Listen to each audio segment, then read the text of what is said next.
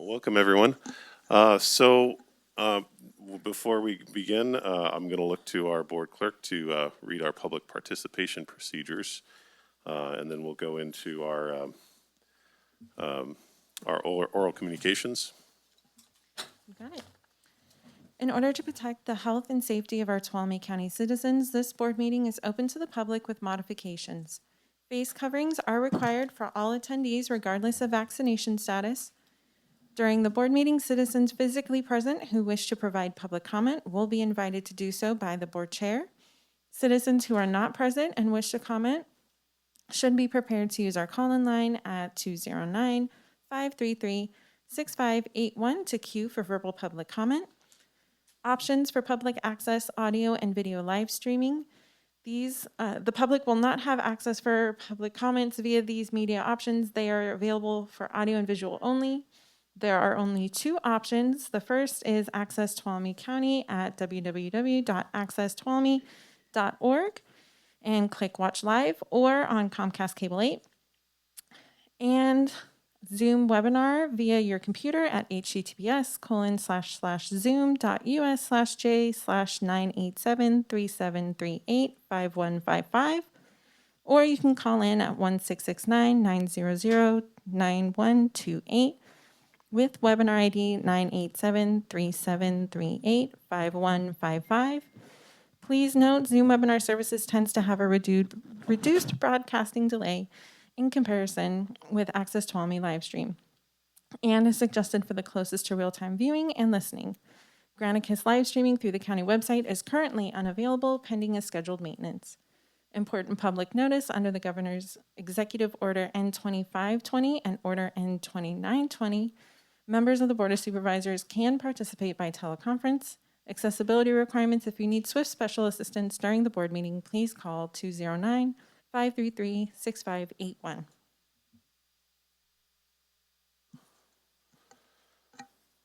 All right, thank you very much for doing that. So what we'll do now is we'll go to our oral communications. Our board values public participation and encourages community members to take this time to provide comment on matters of county interest. This section is for comment not related to items on the listed agenda. The public time limit of 3 minutes per speaker applies, and no action may be taken by the board on topics discussed. Your board members are listening carefully to these comments and appreciate you taking the time to make a personal investment in our community. And so with that, if you have any items that are not on the agenda that you'd like to speak up, I'll invite you to come up and join us at the podium. Come on down. First of all, not everybody's got masks on here, so I'm going to give you guys each a little gift. And what this is an antigen test. There's 2 in each box. You can take these home and use them as you wish, or give them to a loved one. But I think all of us have people that are at risk, and so when somebody's spewing and they don't have the courtesy to wear a mask, I get it. But we can still test ourselves easily. I'll be going to see my 76-year-old mother-in-law this weekend, and I'll take a test before I see her. I do it when I see an older lady on Fridays. I just don't want to kill grandma. Could you come up to the microphone so other folks at home can hear you? Sure. These are a couple of pictures of the hardening PG&E has done for us. These were I'm real sorry. Folks at home are not going to be able to hear you unless you speak into the microphone. You can hear me, okay? Okay, these are pictures of hardening of lines that PG&E did that didn't work. It lit the whole telephone pole on fire, and you can see a video of it. This relates to me because I was sued by PG&E for obstructing some of their so-called hardening in July, and they stuck their thumb down on my wife and I with a lawsuit in the middle of the night on a Sunday after we had just gotten back from Germany. I had 36 hours to prepare for a temporary restraining order that they were trying to put on me, and also the fact that they were coming after me for their legal costs, et cetera, et cetera. Why? Because I had obstructed their so-called hardening. when they wouldn't negotiate, I went ahead and took the holes that they put in front of my house and I filled them in. I took the two boards over them, and on one I said property of PG&E, and on the other one I said 85 dead thanks to PG&E and Paradise. I got their attention. But they didn't negotiate. The way they negotiated was to serve me papers in the middle of the night. So 36 hours later, when they tried to get their temporary restraining order, the judge knocked it down. And I manned up with a lawyer. We hammered him. I won. And I now have composite poles at my house, 2 of them. I only asked for 1, but they put in 2. What I'm driving at here is that you guys have got to stop administrating and start advocating. And if you can start advocating and go to the California PUC and pound those guys, then we can get undergrounding that we need. The undergrounding is critical because the day after I won my lawsuit, that the new head of PG&E said that hardening doesn't work, and we're going to underground 10,000 miles of power. No, the first bit of time was giving you gifts, and those are freebies. I'm sorry. You have 3 minutes to speak. And okay, well, we'll do this some more next week then. Please. Thank you very much. Thank you. I apologize. We have to be consistent. You know, it's not a matter of apology. I'm trying to tell you something to get on it. I understand.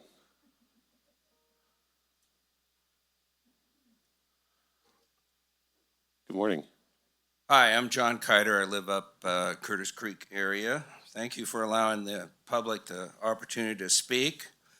While I don't see such an action item on today's agenda, I came here to speak about mandated vaccination requirements for county employees. So I urge you. Sir, I'm sorry, I'm going to have to ask you if you could hold your comments until the 9 a.m. appointment. So are you voting on? That is on the agenda. And you're going to vote on a mandated vaccine? Well, I can't tell you if we will or not.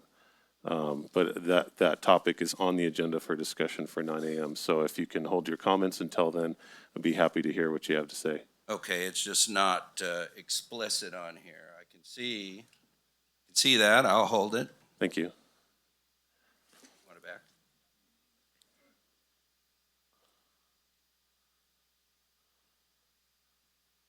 Welcome. Good morning. Good morning, guys. Jeff Musio with Hazy Bulldog Farms Dispensary. My wife, Courtney, who's a co-owner, and my daughter, Juliet. Thanks for the opportunity to come and speak. Always giving the public a chance to speak is huge, so thank you. Just wanted to once again lobby for cannabis in the county area. I think it could be desperately used right now. Our budget seems to be doing good in this county, but could always have some room for improvement. I would hope that if the cannabis were allowed to go commercially legal in our county, a minimum of 50 jobs would open up. I would keep it selective, not have a ton of farms and that kind of stuff. So erring on the smaller side, it could be 50 to 200 new jobs in the area. I think that'd be very big for everybody in the area, and I think the voters have been telling you this. You guys have put a couple measures for other taxes through, and all of them failed. The only one that did pass was the one, Measure M for cannabis, passed with 63% approval, and that was just to see if cannabis was in town, if they would tax it. And that's the only tax that I've seen approved for this county for a long time. So I think that's kind of telling a story that the people don't want to pay for any of the more taxes up front, but they realize there's a burden on the county, the police departments, the fire departments, and all that everybody needs a little more money. And I think cannabis would be a great way to shoulder a lot of that. It's definitely not going to save everything. I'm not pretending that's some giant industry that's about to save everything, but it could be a small part of the local economy and a lot more jobs. Thank you, guys. Thank you, sir. Have a great day. You too.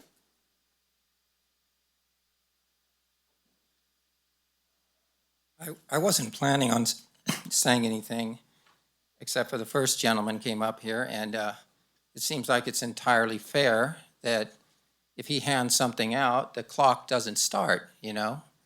Can't you be reasonable on that?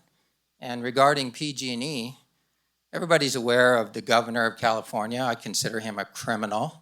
And he had this famous lunch or dinner at the French Laundry in celebration of his lobbyist friend. Do you know who that friend was lobbying for amongst many others? He was lobbying for PG&E and the settlement that the fire victims of PG&E in Paradise, how they were going to be compensated by PG&E. and that lobbyist, a criminal also, in my mind, he convinced the governor to come up with a deal where the people that were victims of the fire became investors in PG&E. This is the truth. 1/4 of their settlement, 1/4 of it is PG&E stock, which has since declined a significant amount. So I'm just encouraging everyone here to get rid of this criminal governor we got. We've never had a worse one. Thank you. Okay, is there anyone else from the room that would like to speak on any item not on the agenda? Good I morning. just want to double check. I'm Mike Egner with Operating Engineers. Is there going to be the ability to have public comment before closed session? Yes, so we do have an item on bargaining for closed session, and we'll have an opportunity then. Thank you. Okay, is there anyone on the phones that is called in that would like to speak on an item not on the agenda? Okay, shake of the head, no.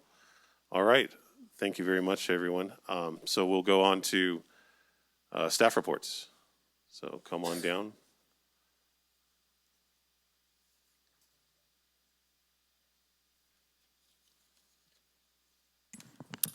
Good morning. Debbie Morning. Batista, County Register of Voters, County Clerk, County Auditor Controller, and Christina's mom. So we are just about a week away from the election.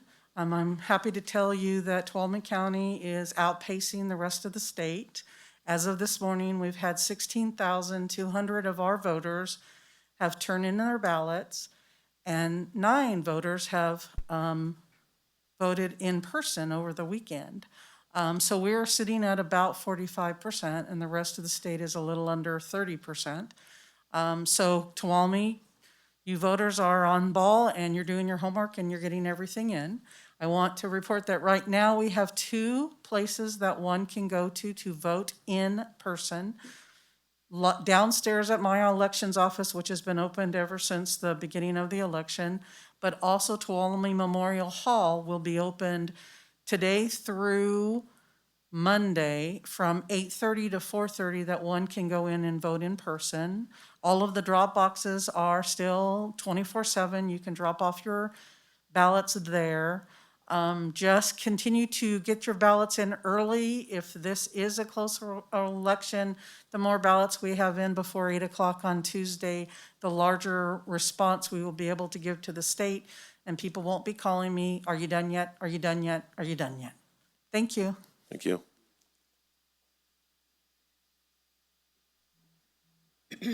Good morning, Supervisors.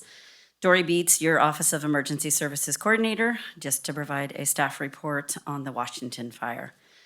The Washington fire that started on Thursday, August 26, is contained. The total acreage is 136 acres. The fire was managed in unified command between CAL FIRE TCU and the City of Sonora.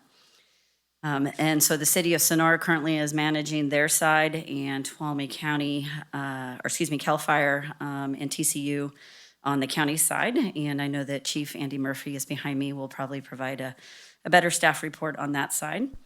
The Tuolumne County EOC was activated and staffed with county employees. We actually, funny story, had a training set for that particular day in the EOC, so we had folks already there, ready to go. So just like that, which was great. We kept the EOC activated at Stryker Court, starting on that Thursday through Sunday evening. That we now have moved the EOC to the CIO's office, and where it remains activated Monday through Friday, 8 to 5. The after-hour duty officer is yours truly, who answers those calls as needed. The purpose of the EOC during the event was obviously to provide support to first responders and coordinate with partner agencies as needed. The purpose of keeping the EOC activated is for continuity and coordination with the state, local agencies as we get through the recovery process. A shelter was created at the Tuolumne Memorial Hall during the event. This was manned by our local Red Cross volunteers and also assisted by Twain Harte area CERT volunteers. We are still waiting on a total number of folks assisted during the actual event at that facility. We did create a disaster assistance center on that Saturday, and several of our supervisors did peek in and help out with that, so thank you. That was open on Saturday, August 29th, and that was there to process those folks that either lost a home or structure as a result of the fire. At that particular time, we processed about 8 families that were provided resources and assistance, both from Red Cross and several of our county organizations. Huge shout out to our county staff for supporting us in the EOC as well as the Disaster Assistance Center during that time. Many of the displaced transient population also showed up. ATCA was there as well to assist and provide assistance as needed. And we have been working through the process identifying all of those affected within that area. As to a damage assessment, CAL FIRE performed a damage inspection report on August 28th. They initially identified 17 structures. Later on September 1st, the latest report assessment from CAL FIRE is 19 structures. The majority of those identified were located within Supervisor Brandon's district, and then a few non-residential within the city of Sonora, which is also Supervisor Goldenberg's district.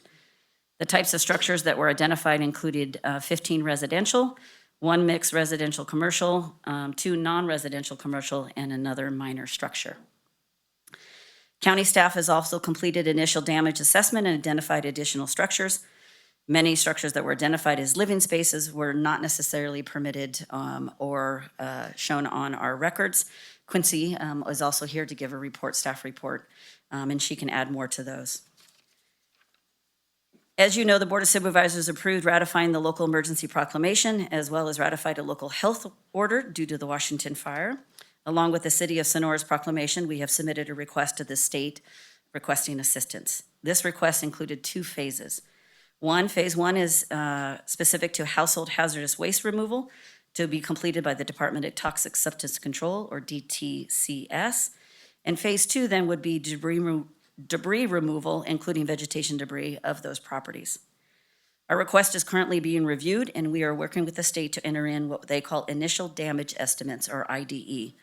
This process, of course, of approval is not guaranteed. It is simply a request. And in the proclamation, we've also asked for assistance under the California Disaster Assistance Act. We are working on a Plan B, and I'll let Quincy also speak to that. We would like to say for all of those that have impacted, we are truly, our hearts go out to you. We do continue to have our public information line open. That is open to the public Monday through Friday, 8 to 5. That number is 209-533-5151. We'll have somebody there to help answer questions or help you get to the right resources. We also have a dedicated Washington Fire button now on our county website. If you click on that, it'll direct you to our Washington Fire page where you can find additional information on safety precautions if you choose to go back to the area of the burn of the fire. Also some resources as well as donations, location, resources, links for folks. Lastly, I cannot stress the incredible cooperation and coordination that has occurred amongst all of our partners, our employees that stepped up, and the opportunity that we had to work together to make sure that we recover from this. A lot of thank yous. The list is way too long. I'll save that for another time. We will be doing an after action with our partners, and we will definitely apprise your board on any recommendations out of that. Thank you. Thank you. Dory, quick question. So Supervisor Brandon and myself were out on Saturday, and we spent some time going through the fire area. And I was there at the disaster assistance at Sonora Elementary the previous Saturday. But some of the people that we spoke with were still not completely clear. Is there point of contact if they're concerned about seeking relief still with the American Red Cross? Yes, and they can contact our public information line. Also, our webpage will have that direct information, but we can hook them up with caseworkers who will intake if they have not already gone through the process. Okay, very good. Thank you. You're welcome. And Quincy, before you get going, I just wanted to go over one thing real quick. We're really glad to be able to have board meetings that are open to the public and held in person. And in order to do that, we have to have some modifications to what typically goes on. We have a large number of people in a small room here, and so face coverings are required for all attendees, regardless of their vaccination status. So if you don't have a face covering, we do have them provided at the back of the room, and we're just asking everybody to follow those guidelines. So Thank you. Go ahead. Thank you. Good morning, Quincy Yaley, Community Development Department Director. Supervisor Goldenberg, just to follow up, as staff is going through the burn area as well, and we see people who are going through their belongings, we're taking their phone numbers, and I call Dory, and Dory gets them in touch with people too. So as we talk to people out there who are still not either connected with the Red Cross or have unmet needs, staff is working to take care of that as best we can. I'm just here today to briefly go over some of the issues with returning to the burn area. If you do go into the burn area to go through any of your belongings, please use the utmost caution. Please use full protective gear, including sturdy shoes, long pants, long sleeves, eye protection, and an N95 or equivalent respirator. All of this information is available on our website. But what I'm finding is that folks who are out on the site are not able to access our website. So if those of you who are on social media, you can go to our Washington Fire webpage and push those out through your channels and try to get that information out to the people on the site. In terms of debris removal, the first step, as Dory said, is household hazardous waste removal, and the second step is the actual debris. There need to be steps taken by our partner agencies to ensure that the site is safe. There appears to be some ground instability on the slopes there that environmental health and community development and OES are evaluating, along with the Forest Service and Cal OES. So you need to use the utmost of caution if you're in the area. The plan B that Dory spoke to, very high level at this point, is if the state is unable to come in with resources for phase 1 and or phase 2, we'll be back before your board because there's a couple of options that can happen.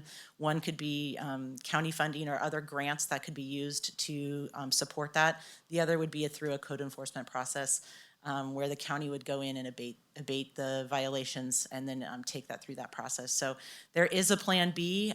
We're just hoping we don't have to activate it, and if we do, we'll be back before your board. If the public has any questions about accessing their property or what they can do on their property or bringing contractors in to help them, please call our public information line. They'll put you in touch with the right people so that we can work with you directly rather than just through press releases or signs we posted on the property. So please call us or come to our offices, 533-5151. So thank you. Thank you. Morning. Good morning. Andrew Murphy, Assistant Fire Chief for County Fire and CAL FIRE. And I just wanted to add on to some of the comments that were made already regarding the Washington Fire. First, I wanted to highlight the magnitude of the aid that we received and the force of firefighters that responded.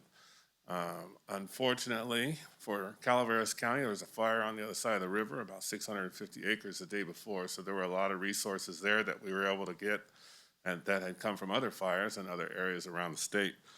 But if you'll indulge me for a moment, for CAL FIRE, Tuolumne Calaveras Unit, Amador El Dorado Unit, San Benito Monterey, Madera, Mariposa, Merced, Shasta, Trinity, Lassen, Modoc, Riverside, San Diego, and San Luis Obispo all had resources on the fire, also the Stanislaus National Forest, Yosemite National Park, of course, our unified IC department, the city of Sonora, Miwok, Sugar Pine, Twain Harte, San Andreas, Altaville, Malones, Copperopolis, Bear Valley, Ione, El Dorado County, LA County, Orange County, Alton, an LA County strike team consisting of Downey Fire Department, Santa Fe Springs, La Habra Heights, West Covina, Long Beach, a Stanislaus County task force, including the city of Modesto, Burbank, Paradise, Stanislaus Consolidated, and Salida Fire, and volunteers and career staff from Tuolumne County Fire Department, Jamestown, Chinese Camp, Cedar Ridge, Pinecrest, Mona Vista, Mona Village, Don Pedro. We had a couple of private hire dozers as well as part of our arsenal. Also, of course, the Department of Corrections, CHP, many agencies within the county and city, including Animal Control, Community Development, and OES. Just to highlight on the aircraft, we had 6 air tankers, 4 of them were S2s, 2 of them were the large air tankers, and 5 helicopters from all around Columbia, Hollister, Grass Valley, Fresno, Paso Robles, Bear Valley, which is in San Benito Monterey unit, Bald Mountain, Crane Flat. Over 50,000 gallons of retardant were used to stop this fire.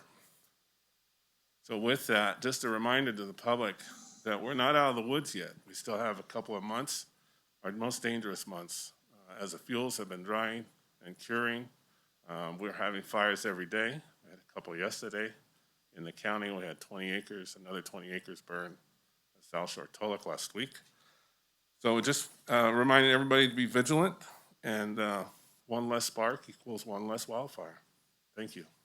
Thank you very much.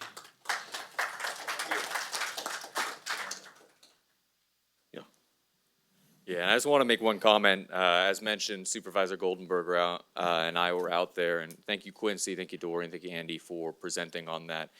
We're talking about steep slopes, difficult terrain, and white ash. We got lucky. It's amazing that it didn't jump some of those retardant lines and everything out there.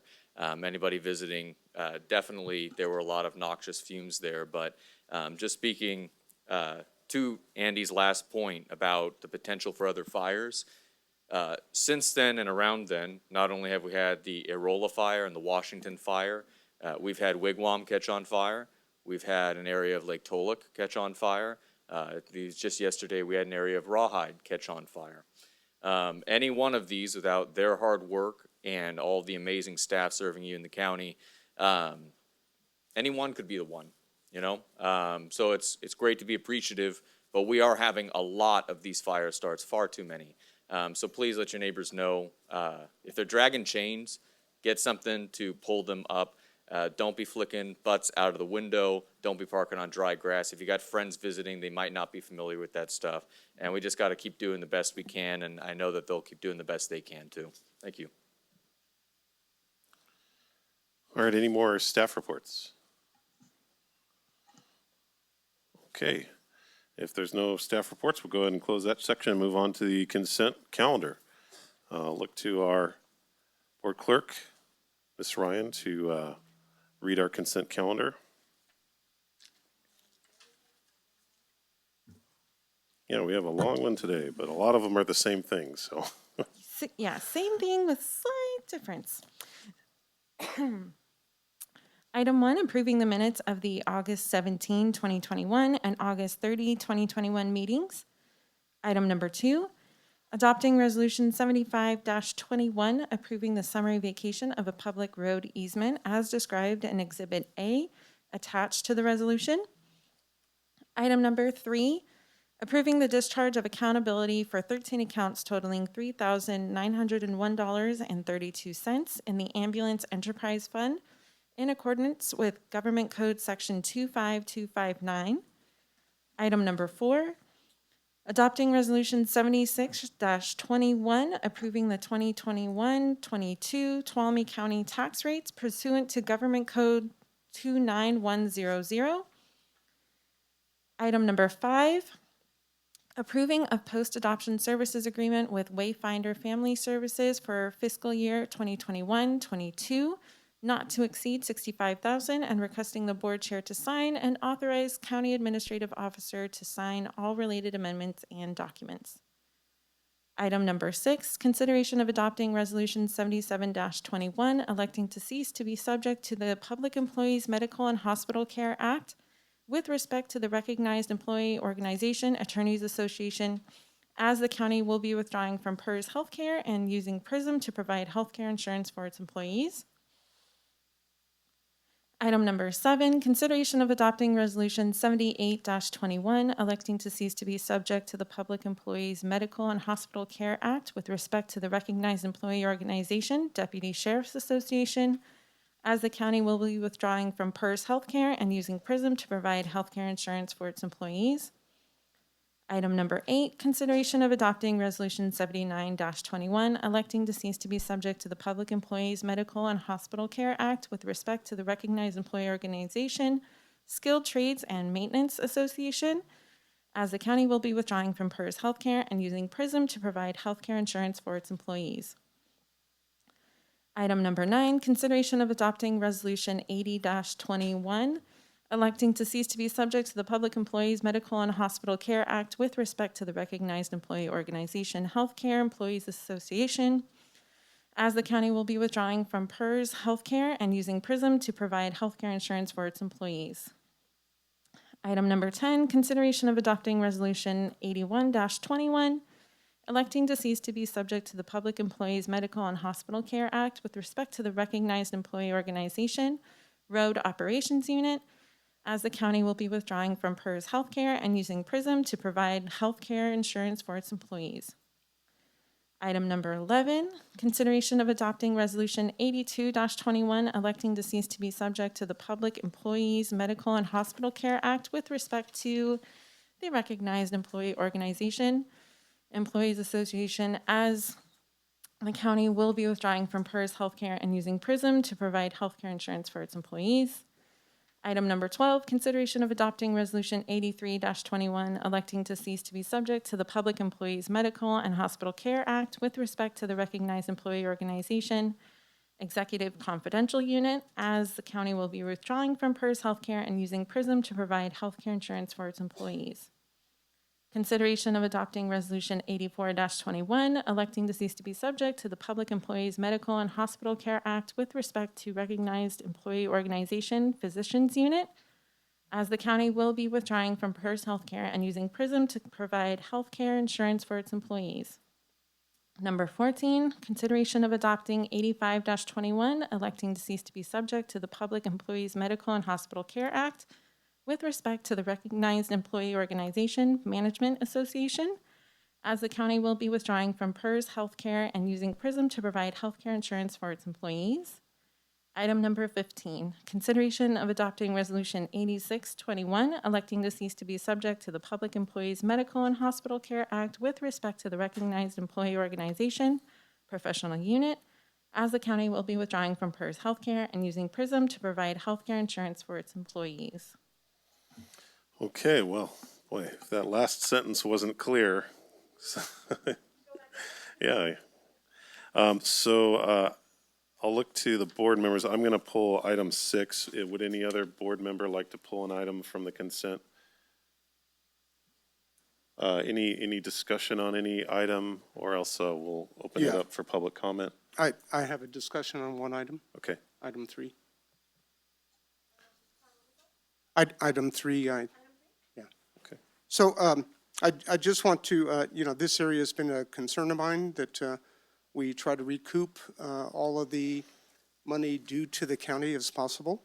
And I just wanted to express my appreciation to the ambulance staff that they're working proactively on this and working with Adventist Health Sonora to try and, garnish all of these funds back into the county as possible. So thank you for doing so. Thank you. Okay, is there any public comment on the consent calendar minus item 6? Yes, sir. Mike Egner, Operating Engineers. I represent 2 of the bargaining units that are mentioned in this long list of things you're going to be voting on. I have a concern. One of the concerns is that in our MOUs right now, there's a section that requires the county to meet with us and talk about changes in the medical plan. I'm not against changing the plan. My problem is that I felt it was wrong and unprofessional to get a letter after the fact saying that, I knew the county was looking, but I didn't know that they had made a decision to pull out. I get a letter stating that the county is going to pull out. And oh, by the way, if you want to meet and talk about it, we need to do it before September today because you're going to be voting on it, which, not that, like I said, not that I have any objection to it, it's just the way the process was handled. And that seems to be the way the county's handling negotiations right now too, which I'm not going to talk about. I'll wait till the proper time. But this is kind of like a perfect storm right now. You got COVID going on. The county's in negotiations. The county's changing medical plans. Open enrollment is coming up. And the other huge concern I have is I want to make sure that all the county employees know what they're looking at, because with negotiations happening, there are enhancements to these plans, because I sat through a Zoom meeting with PRISM and they did a really good job explaining it, but there are enhancements. With those enhancements are higher costs to the employee, but there's been no discussion yet about providing any higher pay for those costs. So that's my concern. One is, next time, let's tell me before you're going to do it. Give me a chance to at least talk about it. And the other one is, make sure your employees, the whole county knows about it. I'm not your conduit to all your employees. I will always make sure our members are up to date on things, but it's y'all's job to tell the employees when you're going to make a decision like this. And I can tell you, being a more mature individual, telling me to look at a website for answers is not the way to do it. So I'm used to employers having health fairs, and I do understand with COVID you can't do that, but we need to make sure that there is some process that employees that have questions about open enrollment, where they can get the answer and who the person is. All right? Thank you. Thank you. Hello, welcome. Hi, my name is Don Nessel. I worked for the local water district for 26 years, so I've got PERS health insurance. Why have you decided to change? Is it cost or is it services? Does anybody know? So if that's the extent of your comment, I can, if you want to, if you have anything more to add, I can direct our CEO to answer that. It's a My secret? understanding is, no, it's both. Supervisor Campbell, if one were to read the 10 memos that are on the agenda, it would explain the reason for the change. The reason for the change is it will save over an estimated $672,000 for our employees out of pocket next year. It's a Otherwise, financial thing. it's a financial thing for our employees to their benefit. Thank you very much. Yeah, in addition to that, the type of healthcare that most employees have is no longer going to be offered by PERS, so it essentially forced us to look at another area for providing healthcare since that plan is no longer going to be available. Is that? Correct. They went from, PERS went from 3 plans to 2 plans. Okay, any other questions on the consent item, consent calendar minus item 6? All right, I'll look for a motion of approval from the board. Motion to approve the consent agenda. Second. Okay, I have a motion by Supervisor Brandon, second by Supervisor Half. I'll call for the vote. All those in favor, please say aye. Aye. Any opposed? Okay, none opposed. Motion passes 5-0. All right, so before you reread item 6, I'm going to recuse myself from that item because my wife is employed by the Public Defender's Office, and this item deals with the attorney unit. So now I'll hand it over to Supervisor Kirk.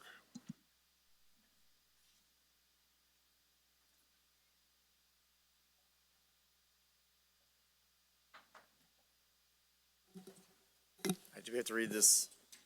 We're gonna have staff present on this? Why is it being pulled? Because his wife. So this item is actually one of the 10 resolutions that we'd asked your board to approve to leave PERS Health and then enter an agreement with Prism Health.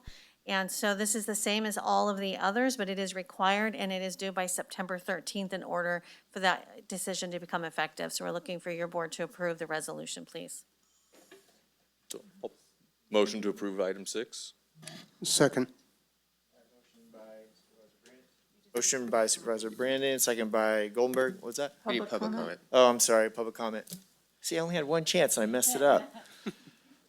Any public comment? No, okay. Bring it back to the board. So we got a motion by Supervisor Brandon, second by Goldenberg. All those in favor? Aye. Aye. Aye. Aye. And so it passes 4-0 with Supervisor Campbell abstaining.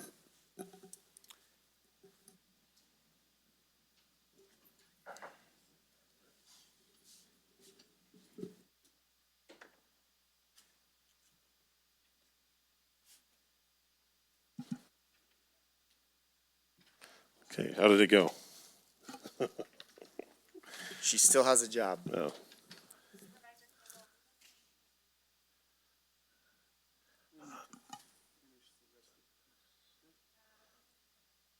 Okay, so we'll go ahead and take a recess.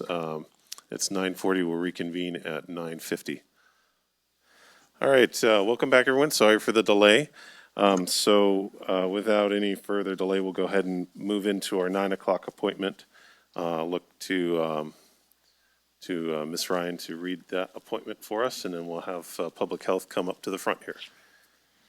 9 a.m. presentation and direction on the novel coronavirus, COVID-19. Good morning. Oops.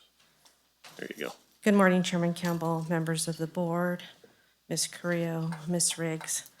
My name is Rebecca Espino, the Health and Human Services Agency Director. On August 26th, at approximately 2 p.m., a large plume of black smoke filled the skies of Sonora. This prompted a remarkable, unified response from our county and city leaders, our county and city emergency responders, and the community came together in unity to support those affected by this fire's devastation. We were one team, we were one county, and we had one fight. During the past 19 months, the COVID-19 virus has also devastated our community.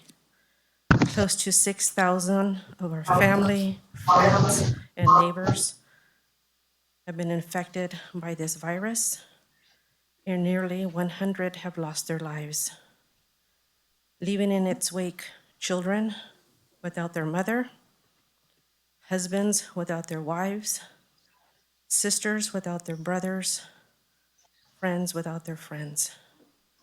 And for the Health and Human Services Agency, it left an agency without a beloved employee.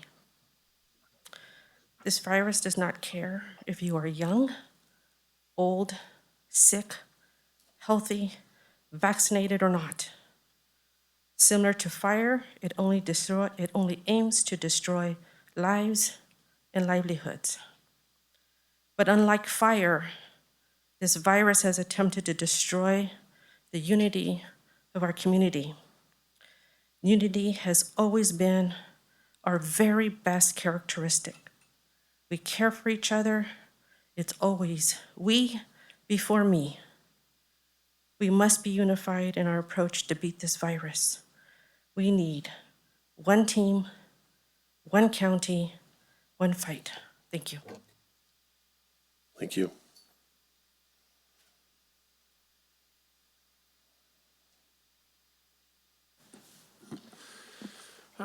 Good morning, Chair. Good morning, Board. Eric Sergienko, Interim Health Officer. And with me is Shelley Jaquetta. We're going to just do a quick update of the current COVID numbers. Next, please.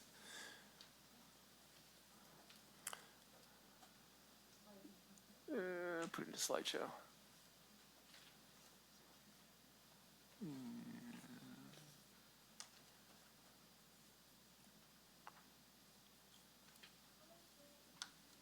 Mr. Wizard.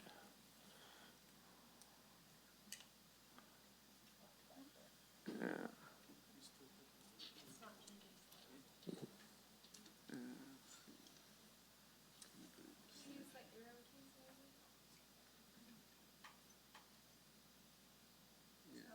It's not transmitting up there.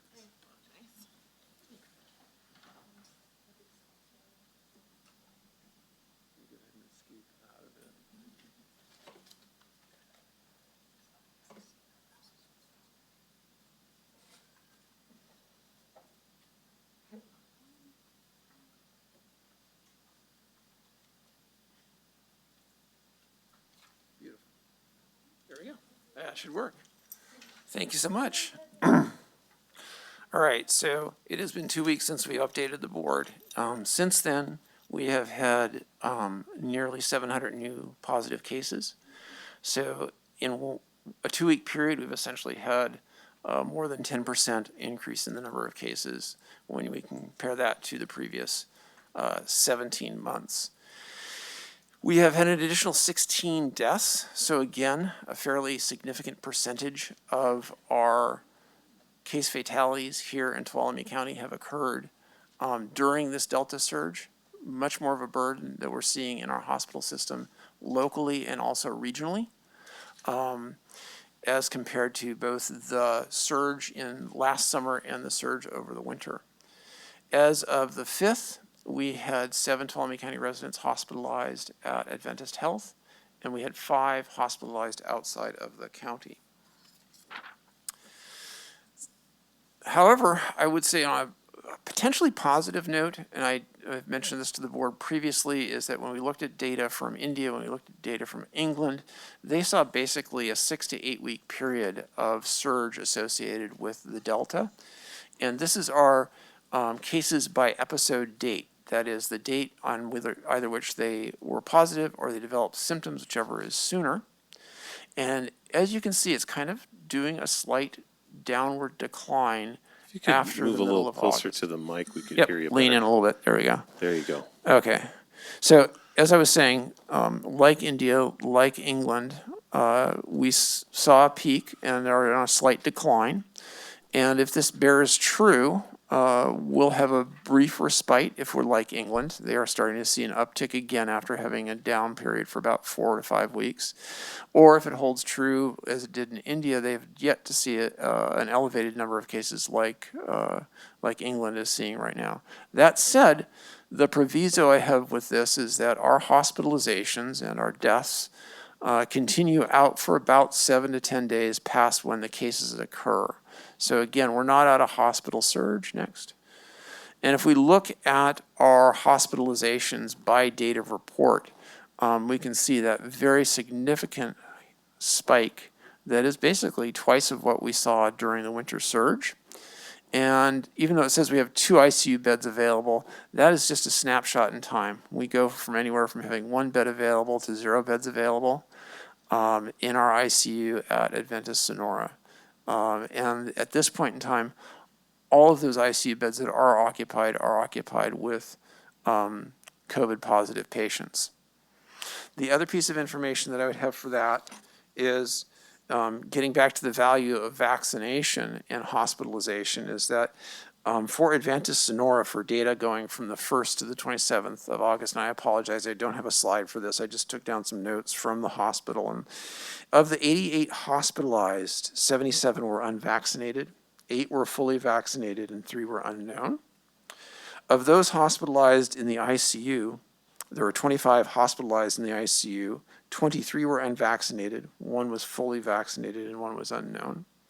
And then of those on the ventilator, of which there were 19, 18 were unvaccinated and 1 was fully vaccinated. So again, if we look at our population being roughly half vaccinated, fully vaccinated, this speaks to the value of that. Next. Another encouraging trend is we follow on a twice weekly basis, not just the bed occupancy in Tuolumne County, but throughout the region, places to where we send our patients to. And for the last 3 weeks prior to this slide, everybody was on an upward climb. What you're seeing here is Merced has actually been able to get rid of a couple patients. And so open some beds. That's the first decline we've seen in hospital bed use for COVID patients in this month. I will caution, however, is that even though you see that decline in Merced County, Stanislaus and Fresno are still going up, but at a much lower rate than they had been the previous 3 weeks. So again, we're seeing a decrease in cases. We're seeing a decrease in what's called the effective reproductive number going below 1. So that is each positive case of COVID is producing less than 1 secondary case. So that's a good piece of news.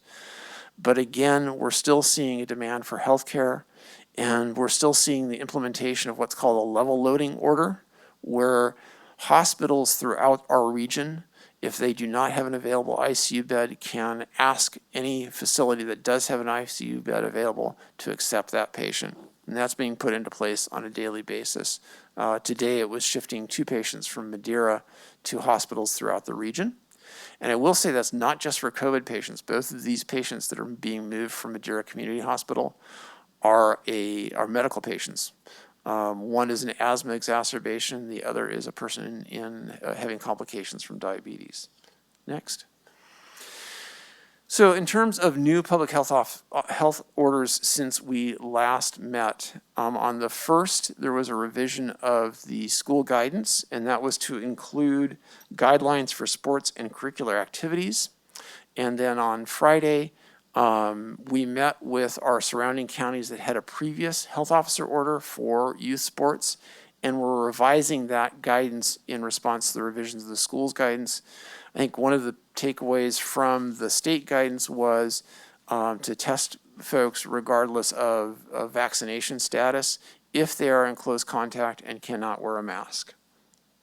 The other thing I would add, as long as we're talking about schools, not related to the health officer's orders, but Somerville, as you saw, closed out of an abundance of caution, and they have moved to a 10-day quarantine rather than using the modified quarantine that is included in the school's guidance.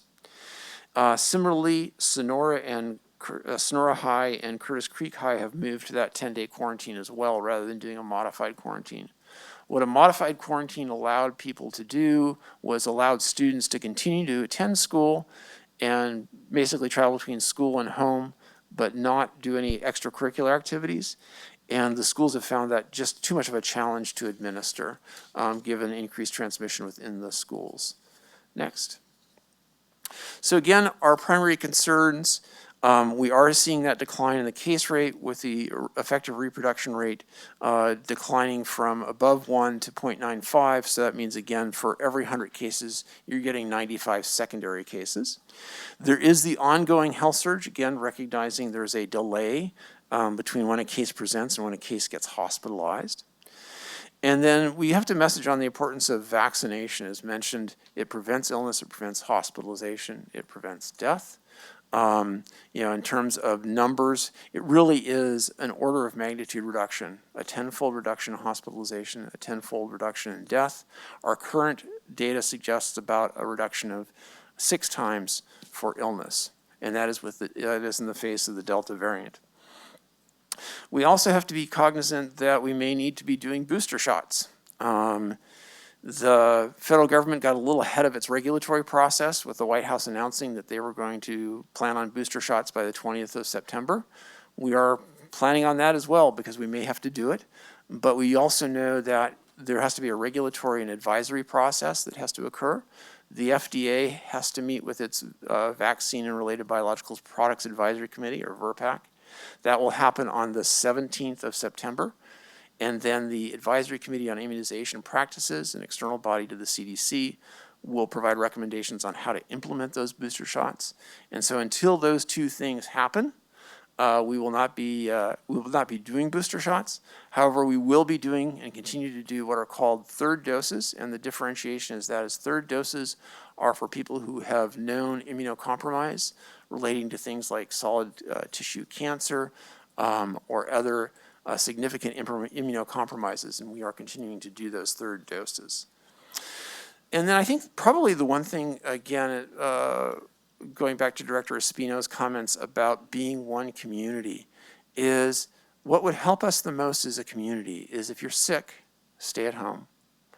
It doesn't matter whether it's influenza, upset tummy, or COVID. Having someone sick either at work or at school allows for transmission of that disease. And so maintain as best you can your isolation, your quarantine.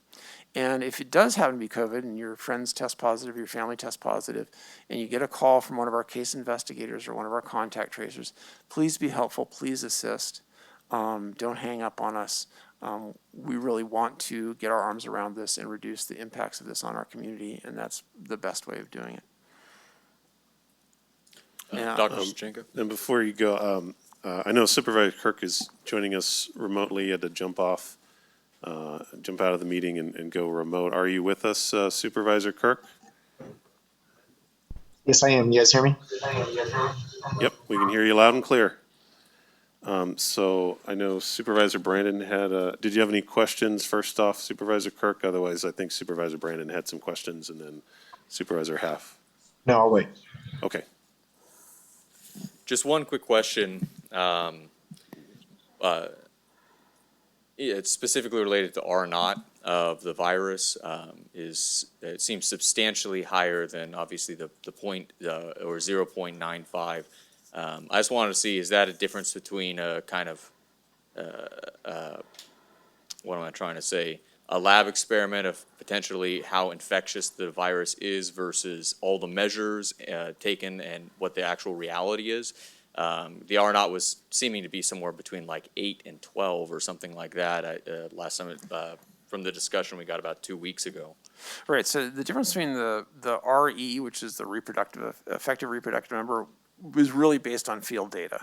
So what we're seeing, whereas, when we were talking about originally the Delta variant, we were looking at a potential R naught reproductive number of somewhere around 8. And so I don't think that has bared out in our community. The highest I think we saw it was approaching 2. And this is based on data that is pulled in by the epidemiologists at the state level, so we can get it at both a county level and at a state level. And so that's, again, what we look at ongoing, and is to be expected as we see decreased transmission. And that's based upon both vaccines and non-pharmaceutical interventions that are being taken on by people, whether it's mask wearing, whether it's staying home when they're sick. All those things impact the effective reproduction number. Okay, I appreciate it. And just to folks listening there, one reason I end up focusing a lot on the R naught is when we say it's 50% more infectious than the previous variant, which is 50% more. R naughts, to my understanding of it, basically how many people potentially someone would infect if they were infected. And measles is kind of the king of that, I think, around 15 20. or something, 20? Yeah.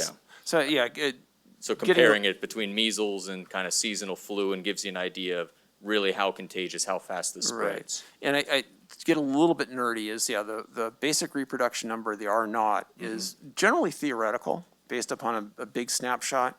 And again, what we saw with the Delta variant is a basic reproduction number was, around 6 to 8, whereas the Alpha was somewhere in the 2. But then as you see it implemented in the community, where you've got social distancing, where you've got masks, where you've got people getting tested, all those layers reduce the basic reproduction number down to an effective reproduction number. That is, what are the public health interventions? What are the things that are people doing to bring down that basic reproduction number down to what the effective reproduction number is? And then the goal is to get the effective reproductive number below 1. So that means it's slowly dying down. Okay, thank you. So, Supervisor Goldenberg. Dr. Sajenko, thank you for the information. So I have a few questions.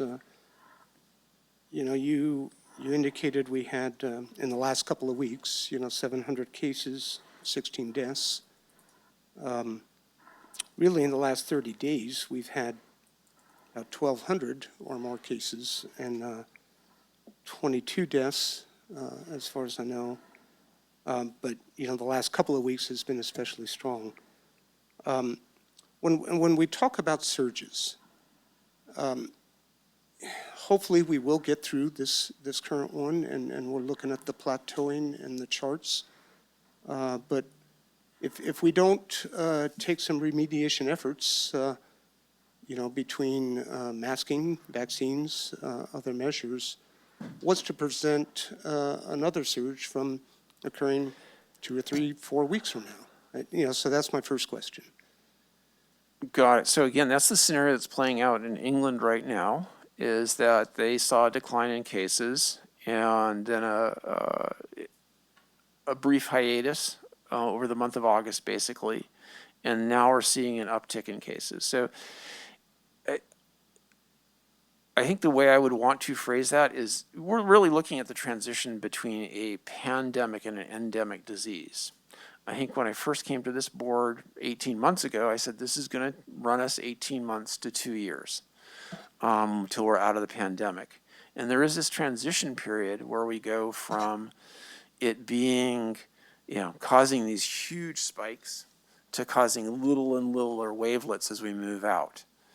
Eventually, don't know when, maybe as long as a decade, it really will become more like what we see with seasonal influenza, where we have a burden of disease that varies from season to season, but it's not the same huge surges we have now. But getting from here to there is the challenge. We still need to be mindful of what are the things that we can do to reduce the burden of disease. So again, I will continue to encourage people to get vaccinated because the vaccine is, again, effective against every variant that we have. It is, again, less effective against the Delta variant than the Alpha or the native strain, but it's still very effective, 10-fold reduction in hospitalization, 10-fold reduction in death. So I think those are the things we need to do. And then, again, things like wearing masks, things that are prudent and of minimal burden. reduce the transmission and should be continue to be encouraged, especially when we have a higher level of transmission. So as we move out of this wave and into a hiatus, it may be, okay, we'll take a break from masks, let things go a little bit closer to normal.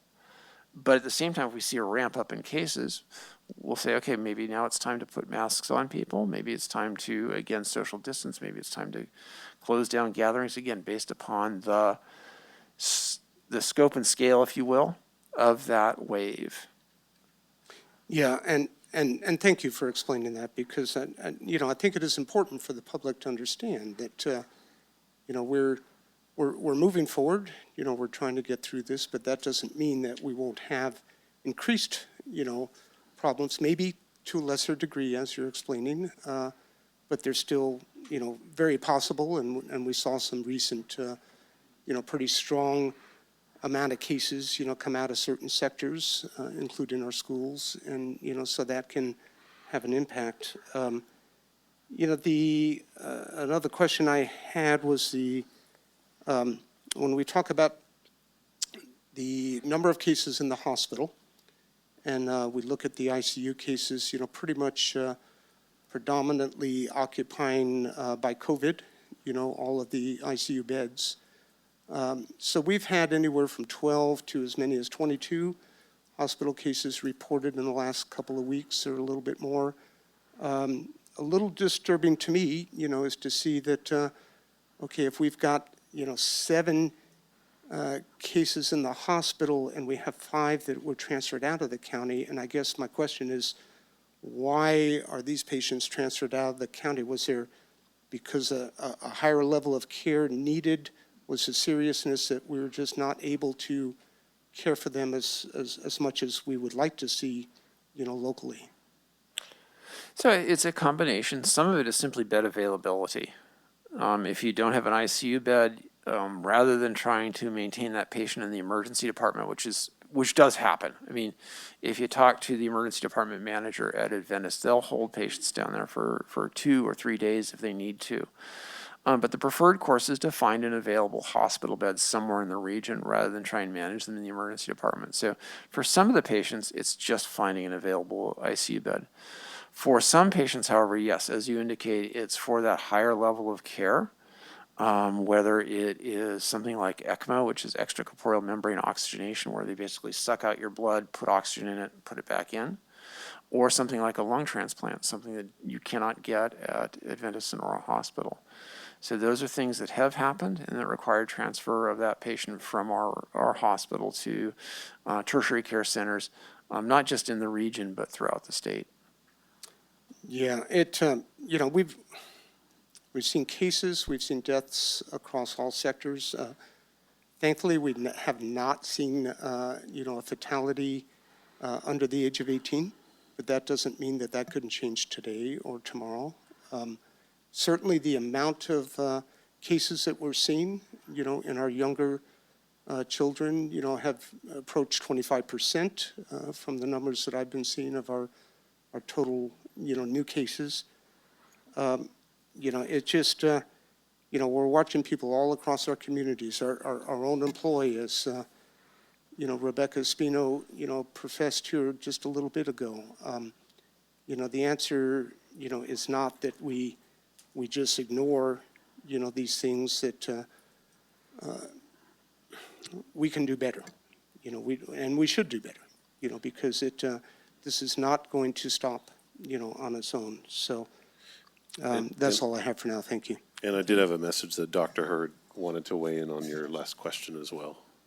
So are you with us, Dr. Hurd? I'm with you, and I appreciate Dr. Serjenko's comments, because he took the words right out of my mouth. We actually do very well with treating COVID positive patients in our hospital. So most of the transfers have been for other medical conditions that need a higher level of care. And that's all I was going to add. Okay. Thank you. Supervisor Heff. Yeah, thank you. All right, I don't know if most of you have read my position paper. Hopefully everybody on the board has.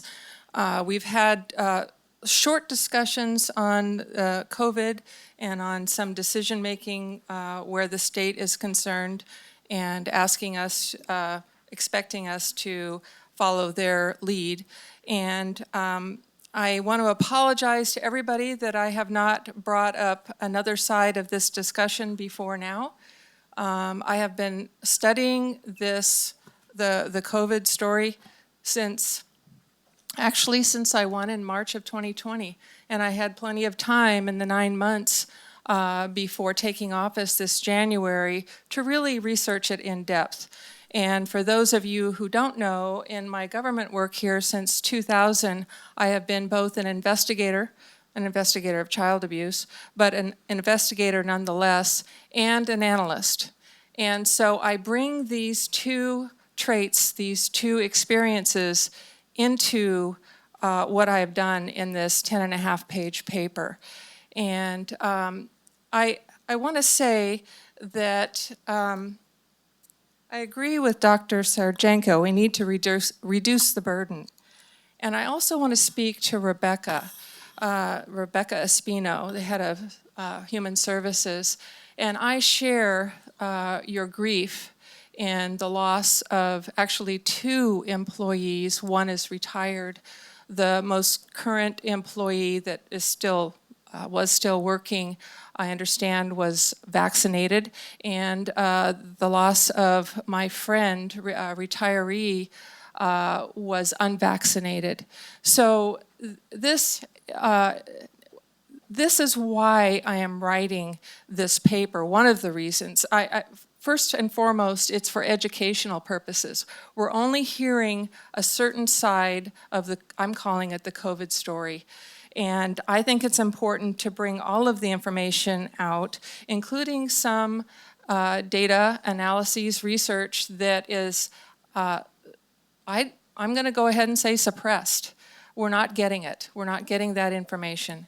And I think it's high time that we all understand what we're dealing with.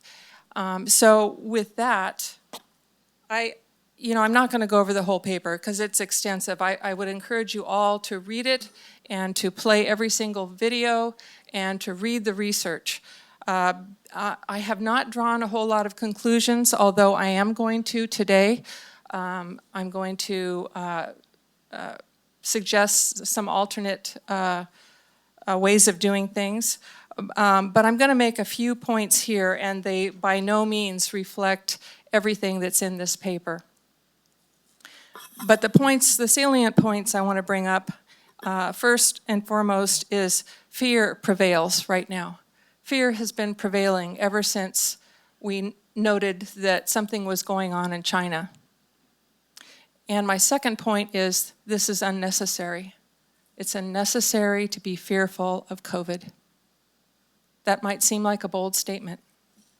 However, from what I've learned from my research and what you'll find in the paper is that SARS, or CoV-2, is treatable. I hope you hear that. It is treatable. These treatments are not being employed locally that I know of, and I'm glad that Dr. Hurd is on the call. He's from Adventist Health, because maybe he can weigh in on this when I'm done. But there are treatments that work, such as monoclonal antibody infusion therapy. There are infusion centers, not here, where you can go in and get a 30-minute infusion of these monoclonal antibodies, and you start feeling the effects that you've been feeling from COVID-19 starting to go away. And then you wait another half an hour, and you go home, and you heal. There are also the use of 3 different generally regarded as safe prescriptions that are used off-label. They are not used alone. They are used with other, like zinc, other supplements, and sometimes other things, kind of like a cocktail. So there are other things that we can do to reduce deaths here in this county and in the United States, and we're not doing them. And it breaks my heart that the research is out there and we're not. Many experts in their fields with decades-long, highly recognized reputations have spoken out. Their findings run counter to what you hear on the news, and you can see what they have to say in this position paper that I've written. I will warn you, though, before they spoke out, their reputations online were stellar. Now they're smeared. So just expect to see that.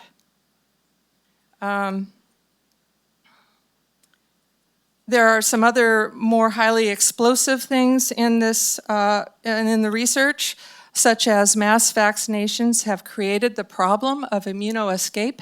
It is not the unvaccinated. It is those who have had the vaccinations that have a immunity towards one type of a thing, and that virus does no longer exist. Vaccines are showing waning immunity and do not prevent anyone from contracting COVID-19 or passing it on to others. The head of the CDC has admitted this. Contrary to what we are being told, those who have contracted SARS-CoV-2 and have recovered have broad, durable, and long-lasting natural immunity. Adverse events such as deaths reported from vaccines from 1990 to 2019 averaged about 158 deaths per year. Since 2020, they're reported to be over 13,000 now. And that's not even counting all the other adverse life-altering effects. There are hundreds of thousands of those, or thousands of those. They break them up. We may be entering the endemic stage, as Dr. Sarjenko suggested, which means it will be with us from now on, which further calls to let's treat it. Let's do something now, because it is going to be with us. And my final point that I state at the beginning and at the end is we're not going to vaccinate our way out of this disease. We've got to start looking at these other treatments. Therefore, taking all this information into consideration, Tuolumne County has no business, in my opinion, mandating vaccinations for anyone or following onerous guidelines that the state mandates for us to follow. Not when there are effective treatments that come close to eliminating most deaths due to this disease. These treatments, especially if given early, and in most cases, remove the ill effects that the SARS-CoV-2 virus causes. As I stated in my closing, the role of government is supposed to be one of leadership in providing fact-based information so the public, which also includes county staff, can make an informed decision about their health. So far, we have utterly failed at this. The facts as presented to date have been arranged to create a certain outcome, one of fear, sometimes even panic. One that pits one group, the vaccinated, against another group, the unvaccinated. This has to stop. We do need to be one community. We do need to come together and figure out how to do this going forward. By using COVID treatment protocol as revealed by this research, we can effectively stop the spread of this disease and help people get back to their lives harmoniously. The biggest hurdle we face is the disbelief that this is true.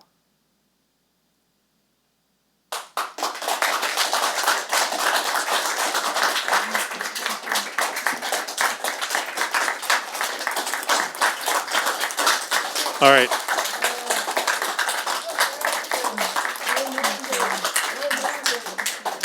Okay, Supervisor Kirk, do you have any other questions for Dr. Sarjenko? Yes, I do. And before I do, am I getting any feedback or echoing, or are you guys good? No, we hear you loud and clear. All right. Well, I thought Supervisor Kathleen was going to speak much longer, and so I applaud you for being able to summarize it the way you were. I did read your paper, and I really appreciate it because it takes a lot of guts to speak to the other side. And so I do have some questions. I do have some comments.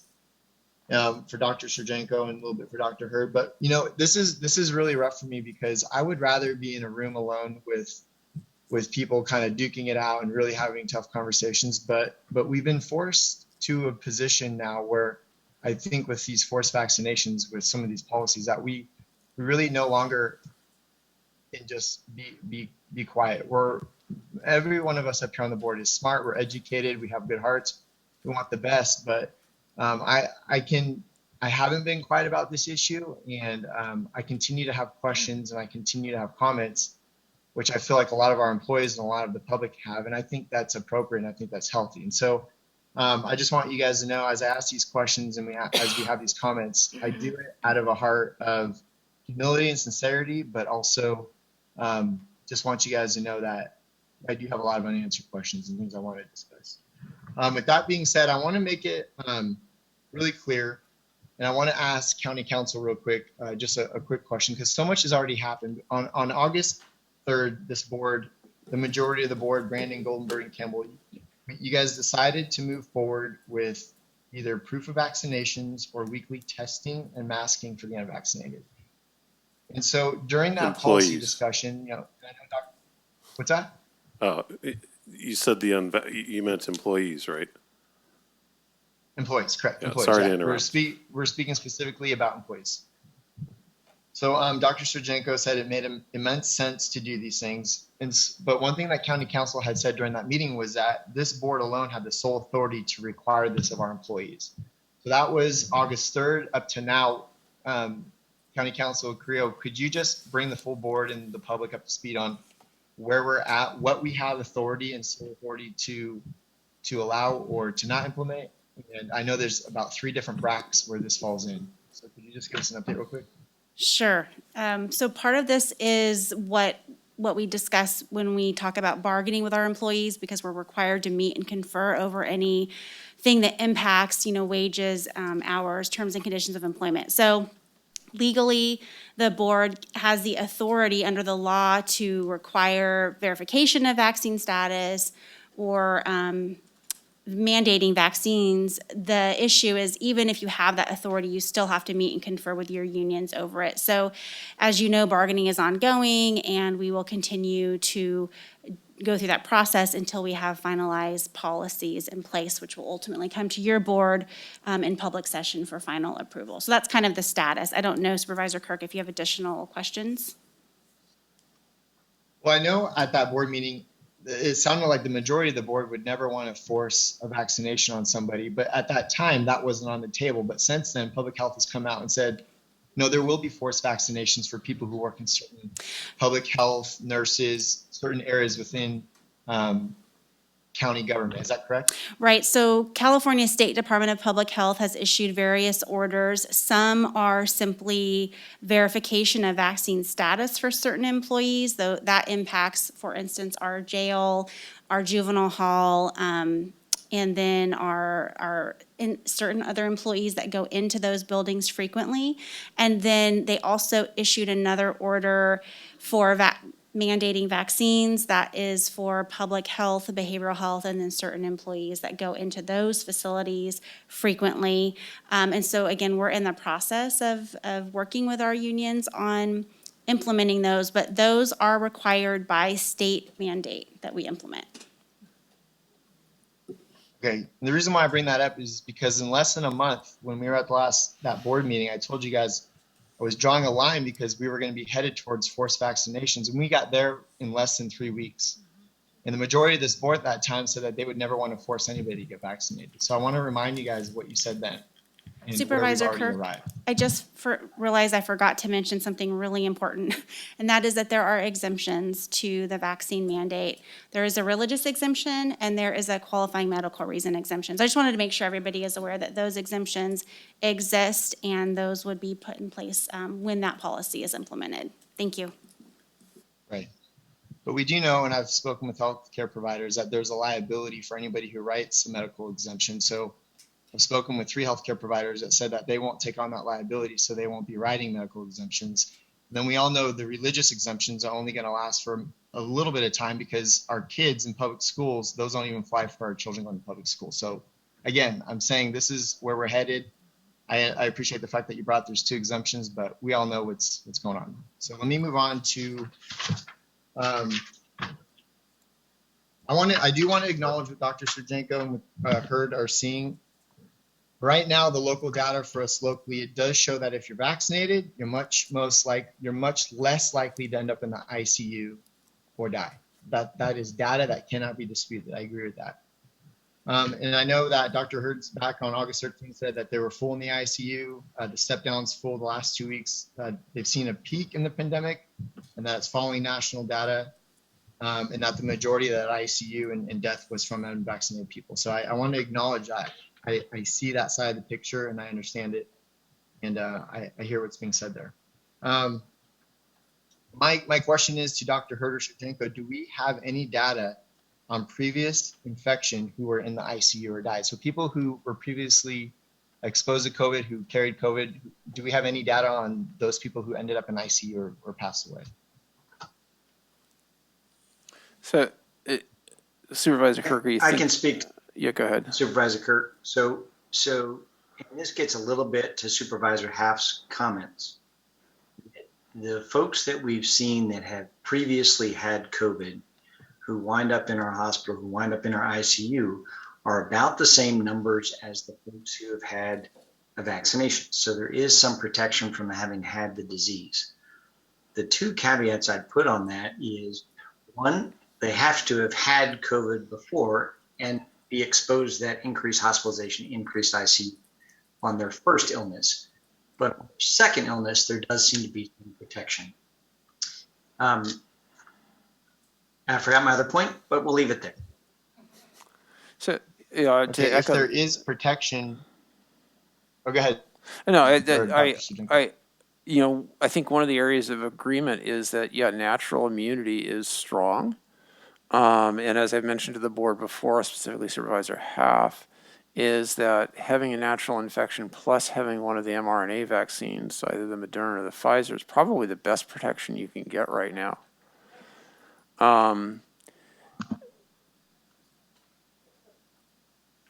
So, that is, again, we're seeing reinfections. We're seeing reinfections get hospitalized, but at a low rate.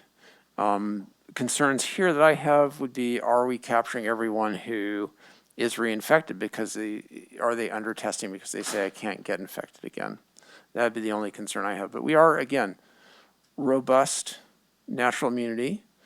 But again, it varies from individual to individual, so that we know that by augmenting it with a single dose of the mRNA vaccine, that you actually get a more robust, more uniform immune response. So if people were truly concerned, that would be my recommendation. So if people have a strong immunity from prior exposures, why wouldn't we test them but force vaccination? Yeah, so, well, I mean, I don't think forcing is where, I'm a recommender. But, go ahead. Real quick, Supervisor Kirk, I just want to say, if folks follow and that. Hold on. I want to finish. I would like to finish my opportunity to speak, and then at the end. Yeah, let's let Supervisor Kirk. I didn't interrupt other people. I only just requesting the public, please respect our speaker. I know that we're up here. They can email us any criticisms or disagreement, but we really appreciate their time and their expertise here, and please be able to let them answer Supervisor Kirk's questions. I'd like to continue. Okay, please continue, Supervisor Kirk. Okay, so my question was, and you answered it. Okay, so I think the challenge is, I guess, why isn't the state allowing for antibody testing? So, that's where I was going to go next. Is with antibody testing, it's more of a binary than it is a quantitative, where you actually know how robust it will do. You have to do a neutralizing antibody test. Could you do that? Probably, but again, thinking in terms of logistics involved with that to see whether you've got a robust immune response to the infectious agent or not.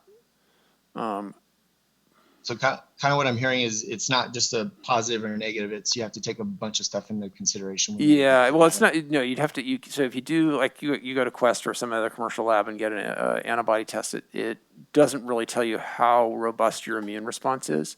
You'd have to do a more specialized test, and I just don't know the capacity within the county, the state, the United States to be able to test everyone that was interested in that versus the ability to do a vaccine. Okay. And Supervisor Brandon, I'm sorry, somebody just texted me saying you're trying to support what I was saying because people were talking over me. So if that was the case, I do apologize. Okay. If there's no, I do have more questions. Oh, okay. Apologies. It's okay. I'm going to be here for a few minutes. I have questions.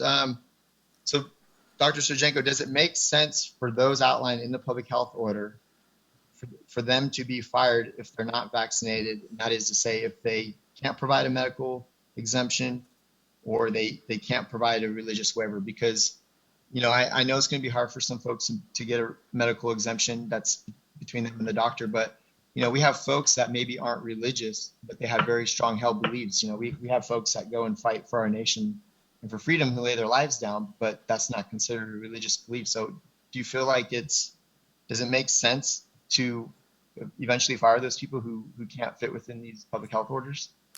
So again, I would echo what county council said, is that these are state public health officer orders, but it is a policy decision at this level. And therefore, I think it's relevant for your board to make that discussion happen. Again, from my perspective as the health officer for Tuolumne, is that I would encourage everyone to get vaccinated. So again, that is a policy decision that I think that you and the rest of the board need to have, and then consider it with your human resources and your county administrative officer.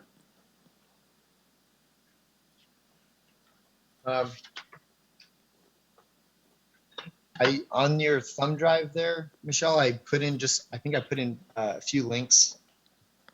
Back in November, I presented some stuff to the board, and I was accused of cherry picking data. So I went straight to the sources. I put it on a thumb drive. I put it there on your computer. Could you bring up link number 1 when you have a second?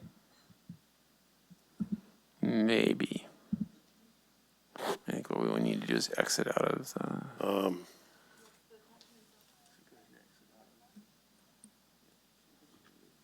This isn't, was this presented ahead of time, Supervisor Kirk? Because I haven't seen anything. I think you'll have to present this on your own time. No, these are just part of my questions. Well, they look like links to websites. Right, because I have a question. Okay. What's your question? Sorry, let me get my Zoom back up. You guys able to click on the link? Which link would you? So link number 1, if you just copy and paste that into Chrome, Google Chrome.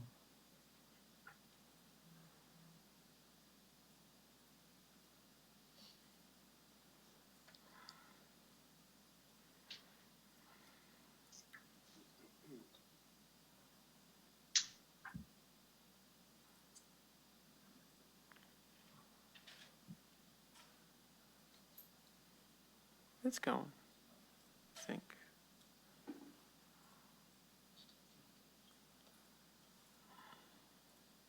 All right, is it up there? I can't see from my Zoom. Go ahead and... I think you have to activate it or else it's not going to cut and paste.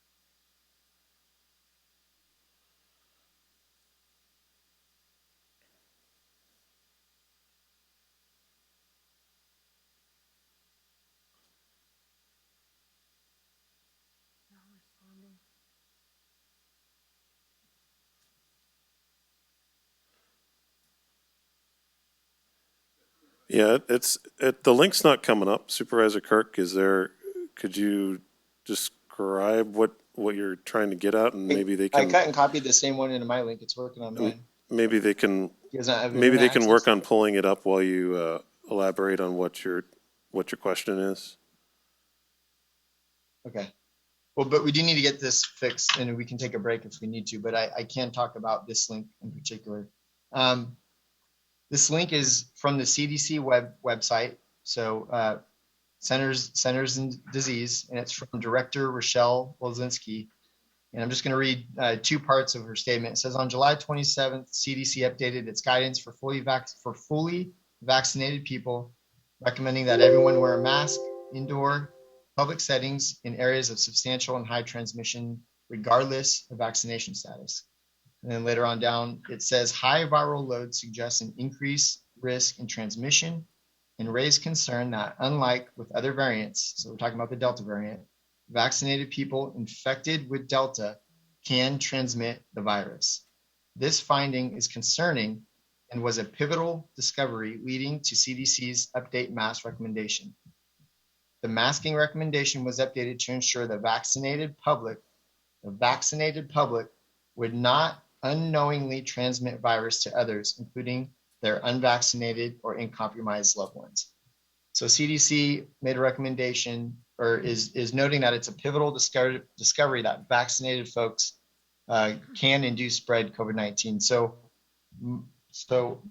my question is, why are we supporting a policy that is going to let the vaccinated continue to work while only testing unvaccinated folks? And that's not a policy for you, Dr. Surjenko, but it's a policy question for our board when we have the head of CDC saying it's a pivotal discovery. So I take that information very seriously.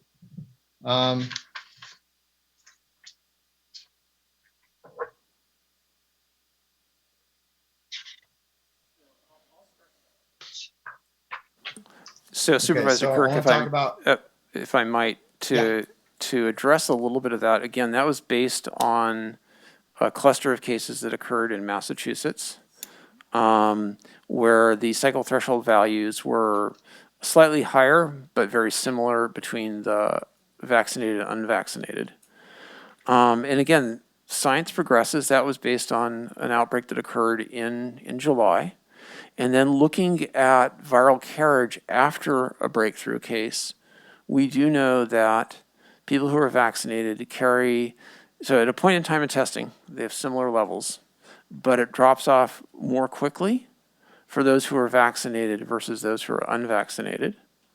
And so they are less likely to transmit. But I agree that as per the statement here from Director Wolinski, at that point in time, within a day or two after onset of symptoms, they are transmitting at about effectively the same level as someone who is unvaccinated, but then it more rapidly declines than for someone who's vaccinated versus someone who's unvaccinated. So again, less concerned about people who are vaccinated, but I acknowledge your point. Sure, and my point is from a policy point of view, which is we're only testing unvaccinated folks when CDC and we all agree that you can still transmit the disease if you're vaccinated. But at a less likely rate. Well, at a rate nonetheless, though, but yes. I want to talk about Supervisor Kirk, if I can just make a comment. Sure. I'm in agreement with you that testing everybody would be a best gold standard practice. What we've run into in the hospital is we don't even have the antigens and the testing capability for the 20% of our unvaccinated people who we have to test. So you might look at it from just a logistic numeric pattern of, who can you test? How quickly will we run out of antigens? So then we'll be unable to test anybody. So there's, that's the sort of realistic sort of unsavoriness of where we are with our supplies right now. Right. And I hear what you're saying, and I would agree that you guys have some real challenges as far as numbers and ratios and how do you do that. But in the same token, as a policy, and I'm not blaming you because this is a state mandate, but it does fall on our board. And again, Adventist Health is separate. And I appreciate you coming to the table and having conversations. I can't speak into you or tell you guys what to do, but as a county, how can I go along with the state mandate mandating a vaccination when the excuse is, well, we don't have enough testing capability? That doesn't work for me. So, and again, that's not directed towards you. That's as a county policy. But thank you for bringing that up. Dr. or Michelle, do you guys were you able to get the internet working? It looks like it. Okay, can you go to link number 2?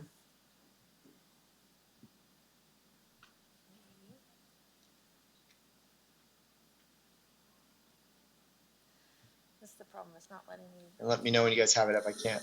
All I see is Dr. Hurd's beautiful face right now. Yeah, for some reason your document is not allowing us to cut and paste from it, so we're hand jamming in the URL. Okay, I'm sorry about that. That's strange. It's a Word So document. if you save the Word document to your computer, then you'll be able to You might do that.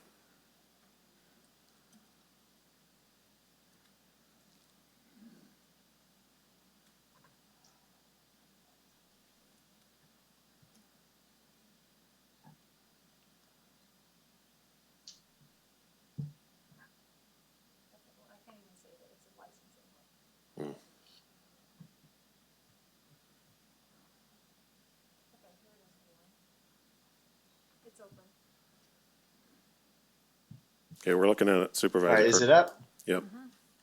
Okay, let me pull mine up. I didn't want to get a hold or in front of you guys. Let me pull it in right here.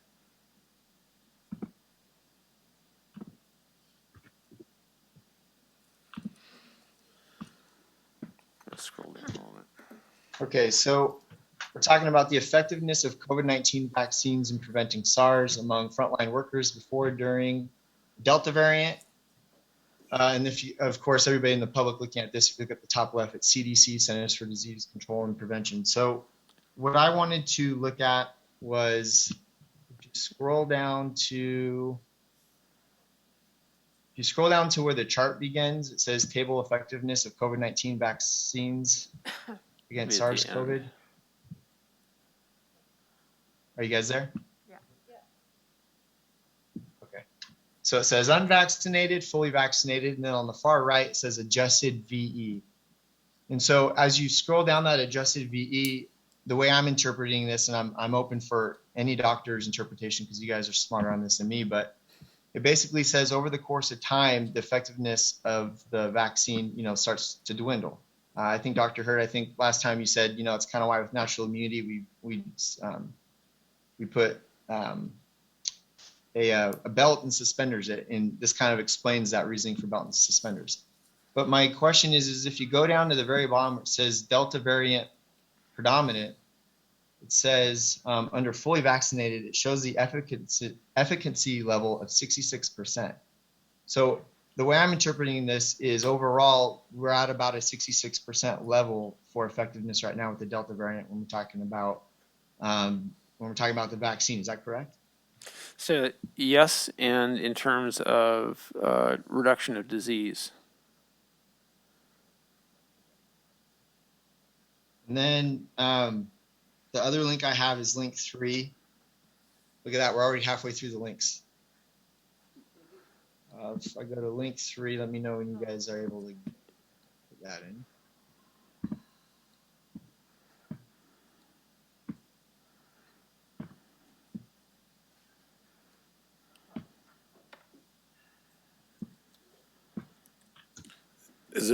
Are you saying, is it possible for you to start talking about the links while? Yeah. Michelle, okay.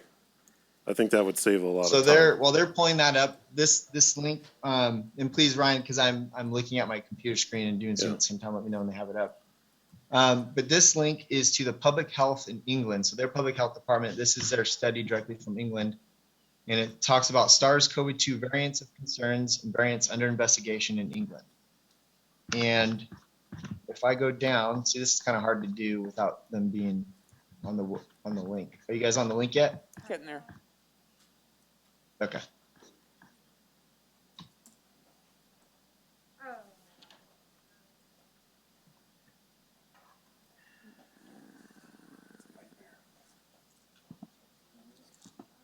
So I was going to say, because it's such a long URL, we're scanning it it didn't go through. So we're You want to working on trust me and I'll tell you the data? it. Sure. I'm actually think I'm familiar with this paper, but let me know. Okay.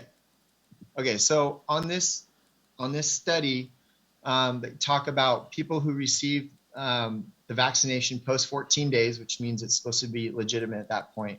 And then it talks about people who are unvaccinated. And so it gives this chart. And if you go down to the bottom of the chart, which is on page 23, I don't know what to make of it other than what the numbers say. They say death within 28 days of positive specimen date. And so the people who are unvaccinated, it shows a death of 390. But guess what it says for 14-day post-vaccination date for Delta? It says 679. So I don't know if that's because England and the UK are a couple months ahead of us, or why there's more deaths among vaccinated than there are unvaccinated. I'm curious what your interpretation of that is. Is that because the variant is losing its effectiveness, and kind of like Dr. Hurd said, where that's where the booster is going to be needed, where we belt and suspenders it. But I'm curious why those numbers would show the way they show. So I'm going to say, are those absolute numbers rather than case rate? No, they're absolute numbers. They're deaths within 28 days of positive Right. specimen. So absolute numbers rather than case rate. So then what percentage of the population is vaccinated? See, that's where we need this chart up. Let's see here. Sorry. But my suspicion is, in not knowing, and it gives numbers. Yeah. And we can talk about this offline, but my guess is that if it's healthcare workers, they're going to have a high degree of vaccine uptake. And so if you're looking at absolute numbers, what you want to do is adjust that for case rate and then stratify by risk population to give you it's not healthcare workers. The table, it says attendance of emergency care and deaths. Okay. Oh, cool.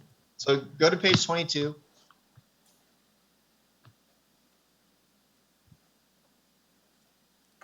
Yeah, we're just getting slightly seasick as we scroll down there. Right. So right there on the far right, it says 14 days post dose, and then to the very far right, unvaccinated. A little bit so I can see it. See everything on the chart. Okay, attendance to emergency care and deaths of sickness. Vaccination status. Okay, so. And then at the very bottom of 23 is where you get the total deaths.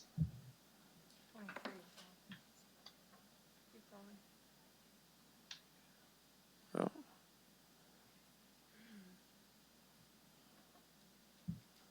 Okay, so what's,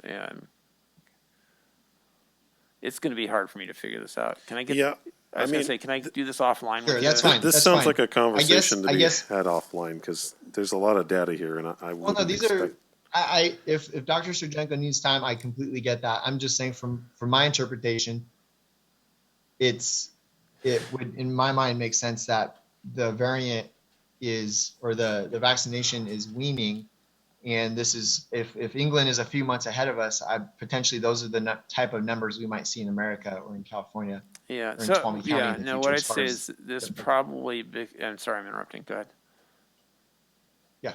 Oh, no, I was going to say is, just looking at this briefly, my thought is it because it's absolute numbers rather than case rate, then you'd want to look at it as case rates, and that's probably somewhere in here. You just need to find it within the whole presentation. So let me take that as homework. Sure. No, I'll follow up with you later on that. I appreciate it. Okay, so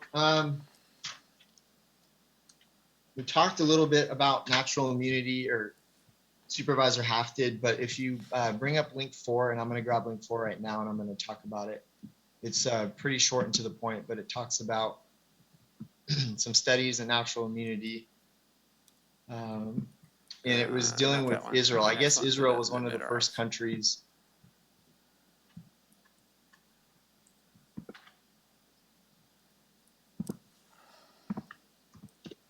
I guess Israel is one of the first countries to really meet herd immunity as far as with the vaccine. Are you guys able to pull up link 4, or are you We're still getting working there. on that?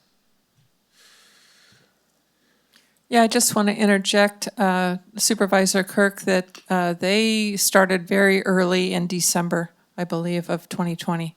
Israel did. December. Oh, wow. Okay.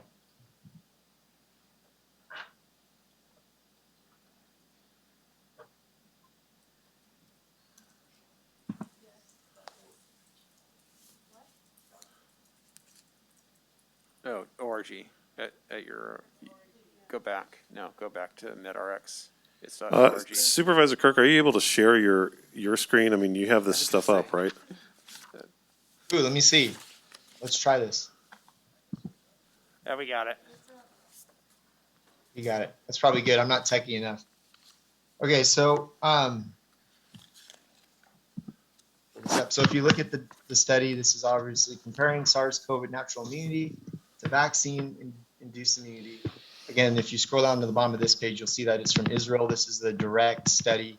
And so I went to the conclusion, which is on page 3, just a couple pages down. And in the conclusion, it says this study demonstrated that natural immunity confers longer lasting and stronger protection against infection, symptomatic disease, and hospitalization caused by the Delta variant of SARS-CoV-2, so COVID-2, compared by the BTN16-2B, whatever that means, 2-dose vaccine-induced immunity. So the conclusion was that, hey, if you have natural immunity, it has a longer lasting, stronger protection. That was their study that Israel did. So I'm kind of winding it down here. I've only got a few more things to talk about. Okay, may I, as long as you got this up, may Yeah. I draw, so I'd also bring up that last sentence in the conclusion. Individuals who were both previously infected with SARS-CoV and given a single dose of the vaccine gained additional protection against the Delta variant. So I think that's something we've already talked about. Just wanted to emphasize that for. And I was just honing in on the study demonstrated that natural immunity confers longer lasting and stronger. But yeah, it does draw 2 conclusions, but we can't deny that from their study, natural immunity confers longer lasting and stronger protection. So I'm going to go to, if you guys want to bring up link 4, I'll talk about link 5. I only got 2 more links left, and then you guys will be done pulling up links. And so link 5, I'm going to talk a little bit about overloading the healthcare system. Let me pull this link up. Let me know when you guys have it.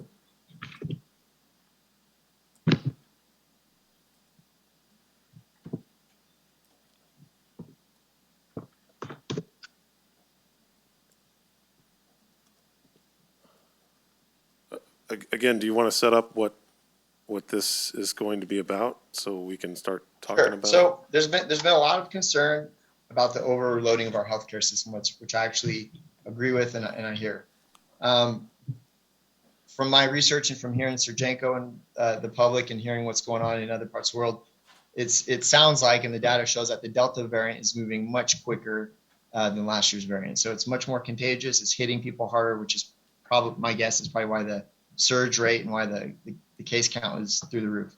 But although it's moving faster, we also know that because we've been dealing with this for 18 months, that it sounds like Adventist Health and the whole healthcare system in general has better treatment. They know how to handle this. They're better set up. In fact, I think Dr. Sergenko said, or Dr. Hurd said a few weeks ago that basically the mobility rate has gone from 10% down to about 1%. So that's for mortality rates from this time last year. So I just want to look at one chart with you guys real quick. And do you have it up, Dr. Sergenko? Okay, so does it say excess deaths associated with COVID-19 on the website? Yeah, which Which chart do you want? Okay, so scroll down in where it says weekly number of deaths from all causes, and it shows United States. But would you click on that box and type in California real quick?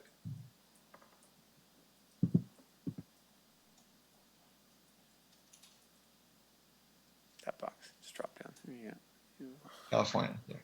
So again, this is excess deaths that have occurred over the course. Looks like it goes back to 2017. And if you look at where we're at right now, Dr. Surjenko, if you want to take over, feel free. But that orange line is basically what we expect death rates to be in California. And as you can see in July, about January of 20, you start to see those blue lines go above that death rate. So that's where we saw COVID introduced. And we went through those 3 waves. We see that huge wave that we went through back in January, killed a ton of folks. Basically what this chart says is a lot more excess deaths. But then if you follow that orange line down, that excess deaths line, you'll see, kind of to Dr. Hurd's point, is we have a much better handle on how we care for this. And so the excess death rates above that orange line are very, and I'm not making light of anybody dying, but they're very minimal compared to what we've been through. And in fact, if you look all the way back to January 2017-18, that was when we had a bad flu year. So right now, it appears that we're doing better than the 2017-18 flu season. And all that to say, I understand we're having a huge spike in surge. And if you guys are open for different interpretation, please interject. But all that to say, we're getting all this hysterical media and the Democrat and people screaming, saying, you got to get vaccinated. You're killing your neighbors. You're responsible for all this. But the reality of it is it looks like we're faring better than the flu season in 2017-18. Am I misinterpreting this in any way? So yes. The biggest proviso is the data lag that exists from the National Center for Vital Statistics. So NVSS data tends to be about 3 to 6 months, maybe even a year behind. So again, they're looking at all-cause mortality, and you have to wait, sort of the cascade of vital records at the county going to vital records at the state, going to vital records at the CDC. And so that takes time.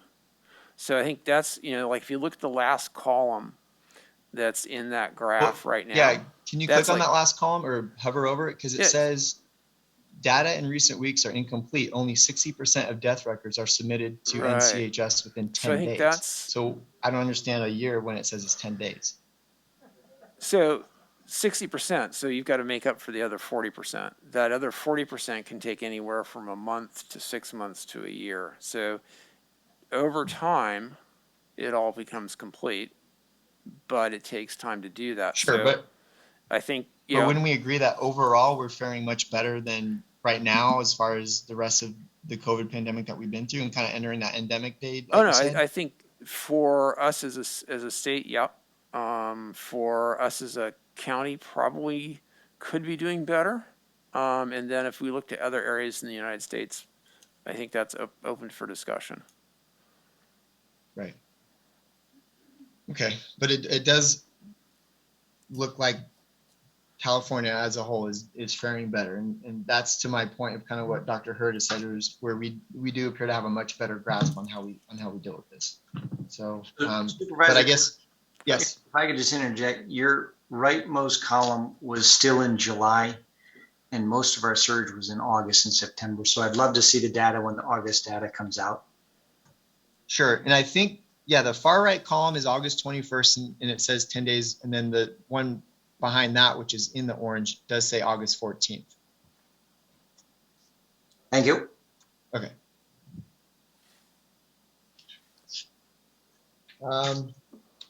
And then the last link I want to look at is August, link number 6.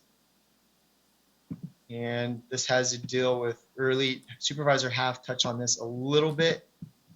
I know she did in her paper, which I read last night, but she touched on it a little bit in her discussion. And let me go to Google and type this link.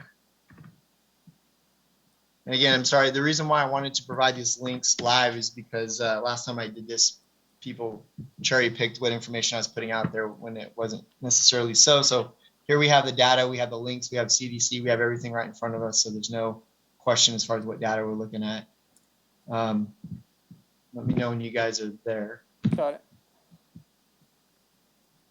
Okay, so this is interim clinical guidance for management of patients with confirmed COVID or coronavirus disease. So this is CDC saying, hey, this is what we recommend for treatment.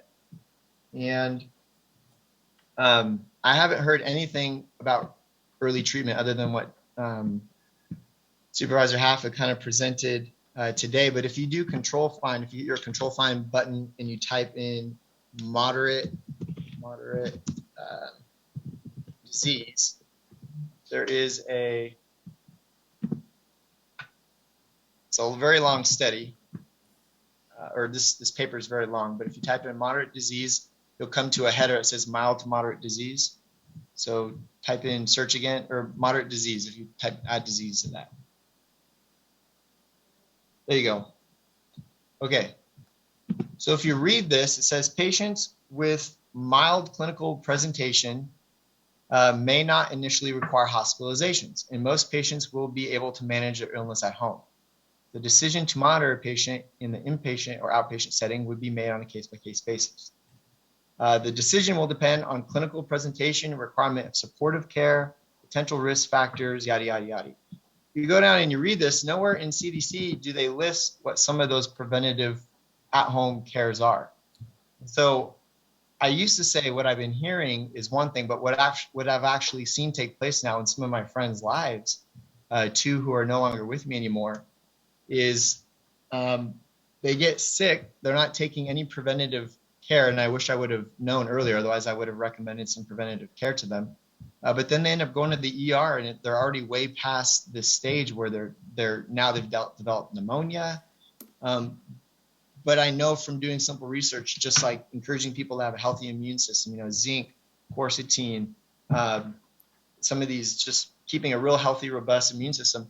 But nobody, even my friends who are very educated, none of them have any idea of some of these supplements or things they can do to boost, vitamin D at 5,000 IU or whatever the ratio is. But so I'm curious, why haven't we maybe start like some sort of campaign where we start educating people through our public health department, some of these things that really would help with the preventative treatment. That way they're not showing up and it's kind of too late for, and really impacting the hospital at that time, and impacting the hospital at that time.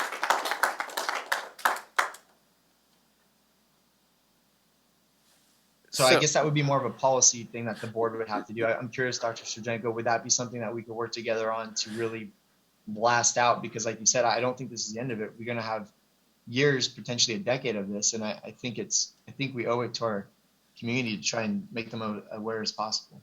Yeah, no, I think this is, again, I would say that the science is mixed on the use of things you mentioned. Zinc as an example actually probably does have benefit. Vitamin C, lots of studies on that, including, stuff preventative, early, mild, moderate. So not necessarily as strong there despite decades of work on vitamin C. Vitamin D, again, if you're going to do that, do it early. But honestly, most U.S. citizens have adequate vitamin D intake now with supplementation that occurs in things like fortified milk.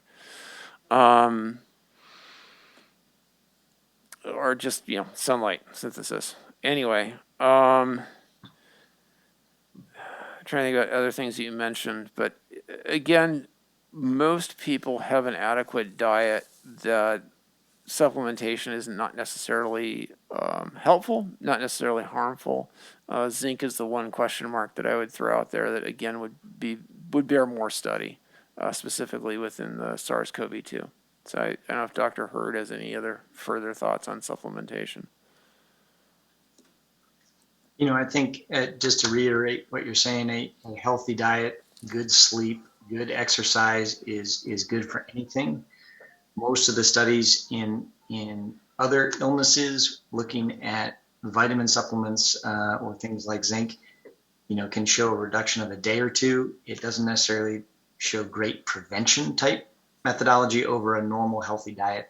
But to Supervisor Kirk's standpoint, I think, a policy decision to say eat healthy and exercise, fits nicely with the sort of goal of blue zones, which we're trying to entertain to make the whole community healthier. I think I'd be a little careful saying, that these supplements prevent COVID. I think that would be disingenuous when we know that folks are getting sick, even folks who take care of themselves. I appreciate the feedback. And I did look at, I take like a Men's Health vitamin, and when I look at some of the things like vitamin D or zinc, the levels are so minute that they don't really have an effect unless you take a much higher,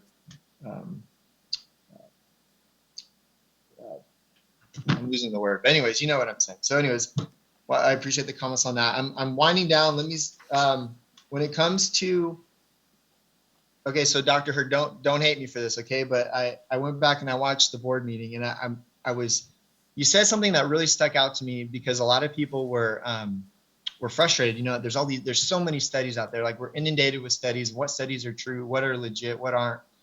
And one thing that you had said was that, part of the reason why we take the CDC guidance is because it's slow, it's more methodical, it's deliberate, it's not rapid changing in response. But then as I sit here and I think about that, like, okay, if that is the history of CDC, then how as an individual would people feel when this vaccine that's being rolled out is the first mRNA vaccine? There's been no long-term studies, and it's been pushed out faster than any vaccine ever recorded. And yet CDC, who supposedly moves slow, methodical, and deliberate, and they don't change fast to response, why is such the fast change with CDC? Yeah, and I think that's a great question. And it's a question that a lot of people have wondered about the speed to market of the vaccine. And I think it was mainly a response to a pandemic surge of illness that we did not have many things to combat it. I will say that the numbers have borne out the safety of the vaccine and the efficacy of the vaccine. But your point's very valid, Supervisor Burke, in this example of the speed to market of the vaccine.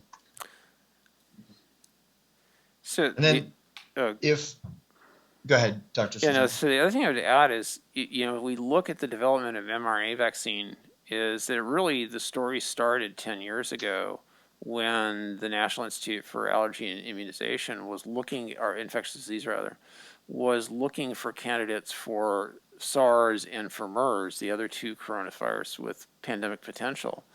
And so when SARS-CoV-2 appeared, there was already a backbone available.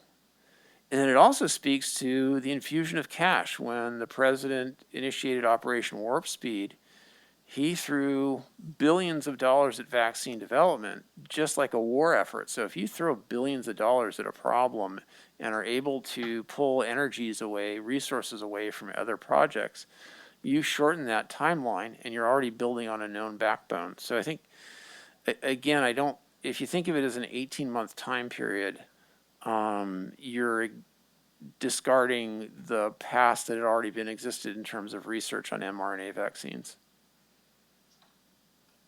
But for folks who, I've even spoken to some people in the medical field, providers who, one doctor in particular, he said that he doesn't put anything on his shelf that hasn't been tested, tried and true for at least 10 years.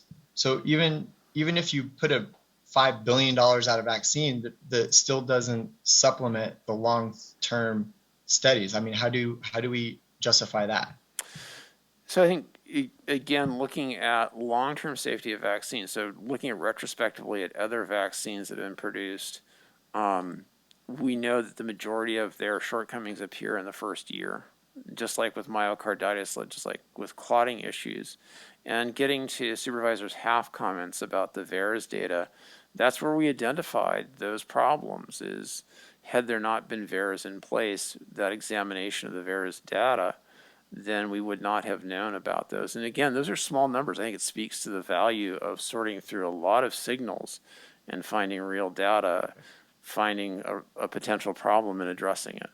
So again, How do we find the problems? We surveil, whether it's through VAERS, through vSafe, which is the online symptom reporting for individuals who receive vaccines. There's ED, emergency department surveillance going on for vaccine reactions. So it's ongoing monitoring and knowing that the history of previous vaccines generally point out problems that occur within the year of fielding.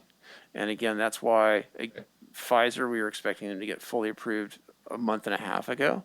But realistically, the FDA wanted to hold off until they had a year of data from going through stage 3 trials.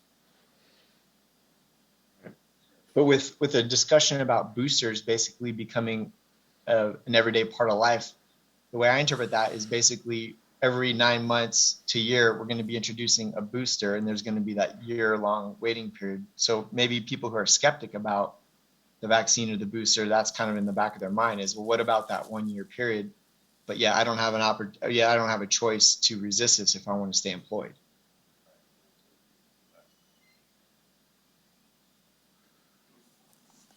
Okay, so did you have any other questions, Supervisor Kirk? I have one last question, and it's for Dr. Hurd. Are you there, buddy? I'm here. Okay. If I lived in a third world country and I had COVID, what would you recommend I take? Whatever you can get your hands on. Ivermectin? No, absolutely no. So I'm glad you brought up ivermectin. We've had a couple patients who have entered into either liver failure or near liver failure from taking ivermectin. Okay. One was a prescribed, and one was they picked it up themselves and gave themselves too high a dose. What I would tell you about third world countries, having just spoken to some friends in India, is what they want is the vaccine. So. Gotcha. Okay. Now I know there's been a lot of posts on social media, a lot of discussion. And so I wanted to ask that question. And the only reason, and part of the reason why I asked it too, is at the August 13th board meeting, you did mention that in other parts of the world, that was what they had to use. And, but that was because they didn't have access to the vaccination. Correct. So I guess what I'm just going to end this here in the next minute. And I'm going to summarize everything that we kind of discussed. And for the most part, it sounded like there was a majority of kind of consensus as far as discussion and ideas and open to, there's more out there than just the vaccine. But in ending, we know that the vaccinated people spread COVID, and yet we're not testing them. We know the effectiveness of vaccines against Delta is give or take around 65% effectiveness. In England, who is farther along with Delta, we show more deaths than vaccinated than not. However, granted, Dr. Surjenko, maybe we could talk offline because you did need to look at that data, and I respect that. So we can get a clear thought on that. We know from the Israel study, who has had herd immunity, I guess they have about approximately 80% of their population vaccinated, that natural immunity confers longer lasting and stronger protection against infection. And yes, if you also have a vaccine, as was noted farther on down in that paragraph, it does help booster as well. We know the morbidity rate for COVID is down from 10 to 1%, and that overall excess death rates in California are dramatically lower than the first variant. However, we need to continue to look at that data as it comes forward because there's a lag in time as far as reporting. We know CDC does not recommend any early treatment for COVID when in fact there are basic things and we should be promoting and helping get the message out about boosting our immune systems. We know that the US, well, let's take that one out. When it comes to CDC, they've kind of been tested and true. They are slow. They're deliberate. They're very methodical on what studies they put out and what information they put out. However, with this vaccine, it is the first vaccine of its kind. It's the long-term side effects have not been studied, and it's been pushed out faster than any other vaccine. Granted, a lot of money has been put into it, but those are three things that those three things were actually provided to me by several doctors and healthcare providers. So based on this information, what I'm walking away from today is, first of all, I'm really appreciative to this board. Ryan, everybody, thank you for not interrupting me, and Supervisor Kathleen. I know this is a hot topic, and I know it's uncomfortable, but what I'm walking away from today is the vaccine, where we have some staff right now that in the very short period of time, they will be out of a job if they are not medically cleared by a doctor or if they don't provide a religious exemption. And many of our staff who are not religious, I don't want to force them into being liars and having to come up with information that's not true, all for the sake of retaining their job. And so we have a very select portion of our workers who are going to fall into this, where they're going to have a job. And I do believe that as this continues, if there's not enough reasonable, logical pushback, that this will eventually come onto most, if not all, employees. Last time I said that, I was criticized for not looking at what's in front of us. And lo and behold, 3 weeks later, here we are, and we're already talking about mandated vaccines and firing staff. So I know where this is headed. So what I would like to see, based on the data, is that all staff are vaccinated and that we provide, or sorry, vaccinated, that's the worst thing. I would like to see that all staff are tested and that all staff are provided N95 masking, and that if possible, that we do testing to see if they've already had the variant, and that would provide them some natural immunities to have reasons not to get vaccinated. But I will not, today or any other day, ever support a mandate, which is going, whether it's state or federal. The buck stops here as far as I'm concerned in my seat. I will never require any staff to ever be vaccinated, but I think it's reasonable to test every staff member and to provide them with N95 masks. And so that is what I'm requesting from this board today. All right. So I do want to give an opportunity for the public to speak. We'll take a 10-minute break. Be back here at, say, a 9-minute break. Be back here at 11:45. Okay. Let's call everyone back to their seats. We're going to go ahead and get started again. Where we left off,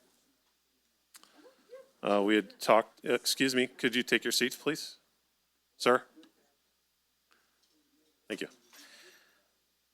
So where we left off, staff had given their presentation, and now we're on to the point where we'd like to hear from the public. So go ahead and open this up to public comment. If you'll go ahead and come to the podium here, you can have 3 minutes. Hello, welcome. Yes, my name is Alex Abarca. I'm a mental health professional here in Tuolumne County. I'm a Merced native. I moved over here 6 years ago, and I was told I wouldn't be a flatlander after 2 good winters. That's what I was told. So I guess I'm no longer a flatlander. Moved over here with my wife and my kids, and I've been a mental health administrator in large healthcare organizations for 13 years, and have worked in the field for 20. So I was going to speak about some of the data that's been discussed to this point. So I'm not going to go there, given that it was discussed in much detail.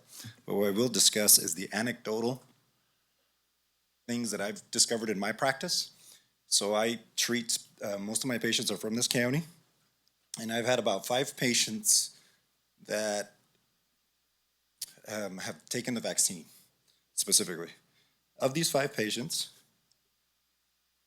3 of them have continued with chronic type symptoms that have not gone away. This is after several months. Excuse me.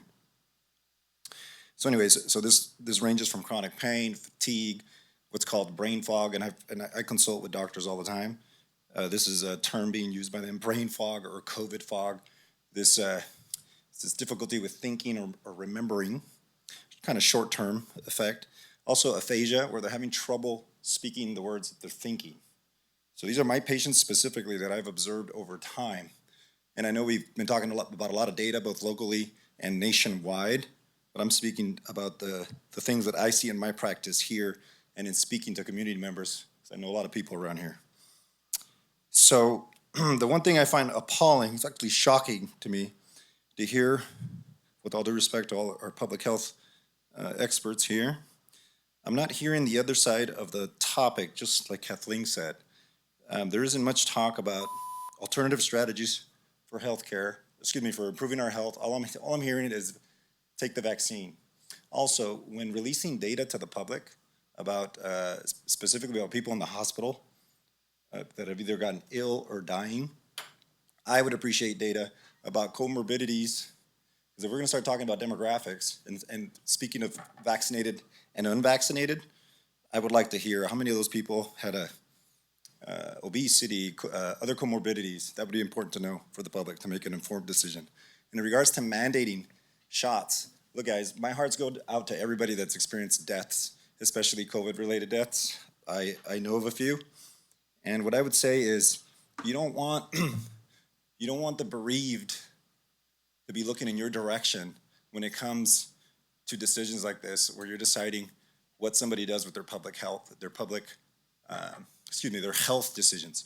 You don't want the bereaved to be looking at you as the culprit of some ailment to their family member, be it by a disability or a death. I'm gonna have to You stop don't you want there. that. I'm sorry, that was 3 I minutes. understand. I've stopped So you. just my respect to bereaved. Thank you. To I the have bereaved, to be, okay? I have to be respectful to I hear everyone you. and But I keep just don't want keep us you to 3 guys minutes. to be the target Thank you. of Thank you. families. I'm grieving. sorry, we have to be respectful of the other people that'd like to speak. Thank you. Hello, welcome. Good afternoon. My name is Gunther Sue, and I'm a resident of Tuolumne since 2014. I'm a retired military physician, residency trained in internal medicine, and fellowship trained in infectious disease. A lot's been said so far, a lot of the data, so I won't rehash that. But I can say that, at least from what I see, having reviewed literature, mostly from the CDC, the vaccine has been effective for now. And as we see the Delta variant coming, that obviously raises a lot of concern, especially studies done in other countries. The other thing is not everyone responds to the vaccine, and we are still not entirely sure of the duration of the protection of the vaccine, hence the talk about boosters. So what I want to at least bring up is also is that the safety of this longitudinally still remains to be established. What I will bring out is a number of studies are coming out this summer, which I guess Dr. Surgenko referenced, that imply that there is some cross-protection of people with Delta variant with the vaccine.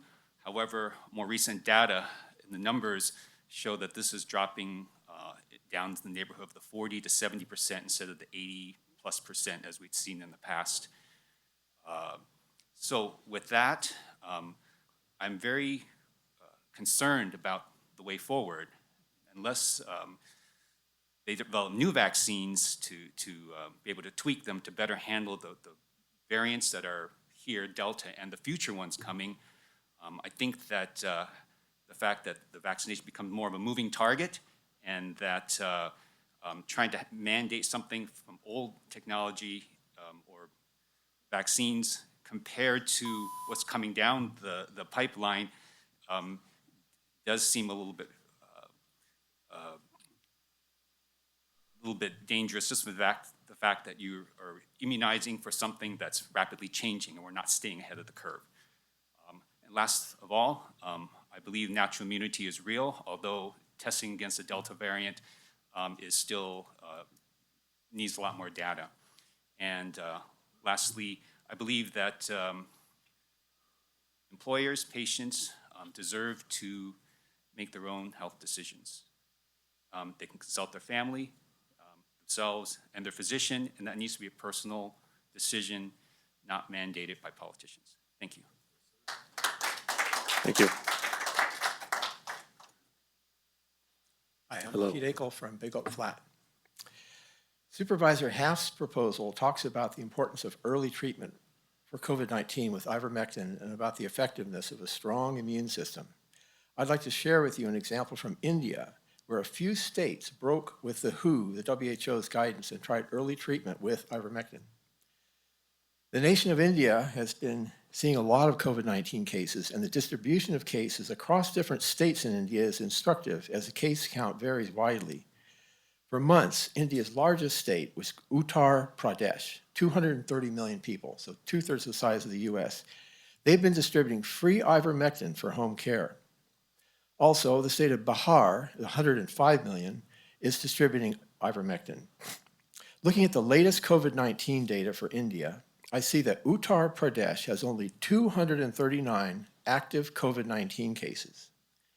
Compare that to the state of Maharashtra, which is not distributing ivermectin and is only about half Uttar Pradesh's size, but it has 54,000 active cases. So we're looking at 239 cases in a state using ivermectin compared to 54,000 in a smaller state that's not using it. Similarly, the state of Bihar has 80 active cases. Compare that with Karnataka, about half its size, has 18,000 cases, active cases. So we have 80 in a state using ivermectin compared to 18,000 in a smaller state not using it. I was not able to find how Maharashtra and Karnataka are treating COVID-19, so I have to assume it is as directed by the WHO, which would mean vaccinations and no early treatment, as we've been discussing here. There are other good examples I could have covered from Argentina, Mexico, and elsewhere, but unfortunately I had to cut those to fit this in 3 minutes. Tuolumne County within California can be like Uttar Pradesh is within India. We can dramatically lower our case and death counts compared to other counties. We can accomplish this by doing something similar to what Uttar Pradesh is doing by, quote, distributing free ivermectin for home care or something equivalent. This would address what Supervisor Half mentioned in her proposal as early treatment at home. If we could also distribute or encourage a small selection of vitamins, D, zinc, C, which Supervisor Half covers in her section Immune System Health, then we could see an end of COVID-19 problems in this county. And this can all be done alongside a voluntary vaccination program. Thank you. Thank you.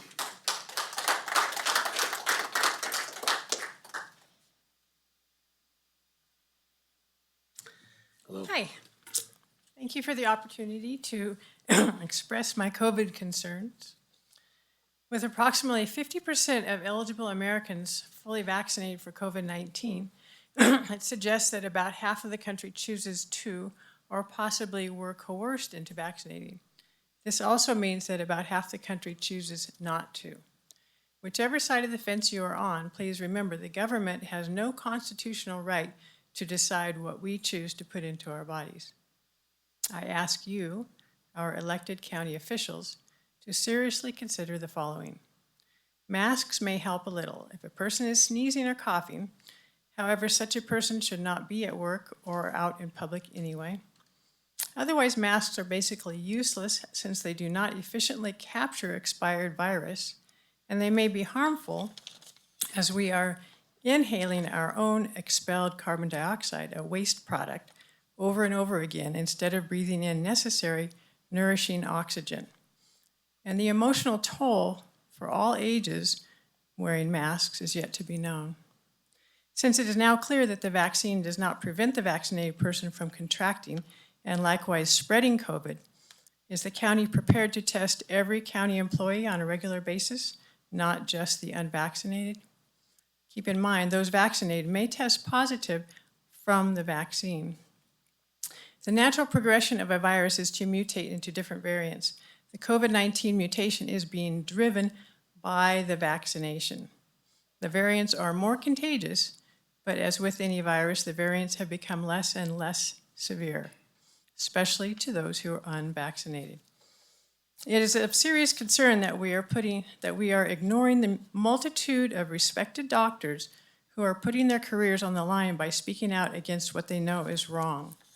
Hospitals are refusing to use an effective drug with a 40-year safe track record used on humans as well as animals, and which is considered one of the 3 miracle drugs alongside aspirin and penicillin to treat and heal people. This is criminal. Ivermectin is working. If using a drug that has not been approved to treat COVID is prohibited, then how can using a vaccine that had not been approved make any sense? Contrary to what we may have heard, the numbers of unvaccinated in the hospital are widely inflated now due to curious changes in CDC reporting guidelines, which include those recently vaccinated. If you really want to do something, I ask you, please consider a countywide campaign to educate on the value of health and nutrition. You might start with the tragic impacts of junk food, fast food, and soft drinks, which greatly compromise your natural immune system. To improve immunity, encourage healthy eating and vitamins. Sorry. Thank you. Hello, welcome. Hello, my name is Michael Royce. I don't know how much more can be said about data and science, so I'm going to speak from the heart. As far as what a mandate like this would affect my family, my ability to feed, shelter, and live my life. I ask you to find your humanity and respect me so that I can make my own decisions on what's right for me and my family. Okay? So please look to that. Look to your heart. Look yourself in the mirror. It's going to affect a lot of people. Am I going to have to move? Am I going to be able to find employment? I believe I have the right to make choices for myself and my own family. I can look up the data. I can make wise decisions. I can eat healthy. I can exercise. I've always done these things. What's changed now? So I just ask you to consider that aspect, the humanity aspect. That's all I have to say. Thank you.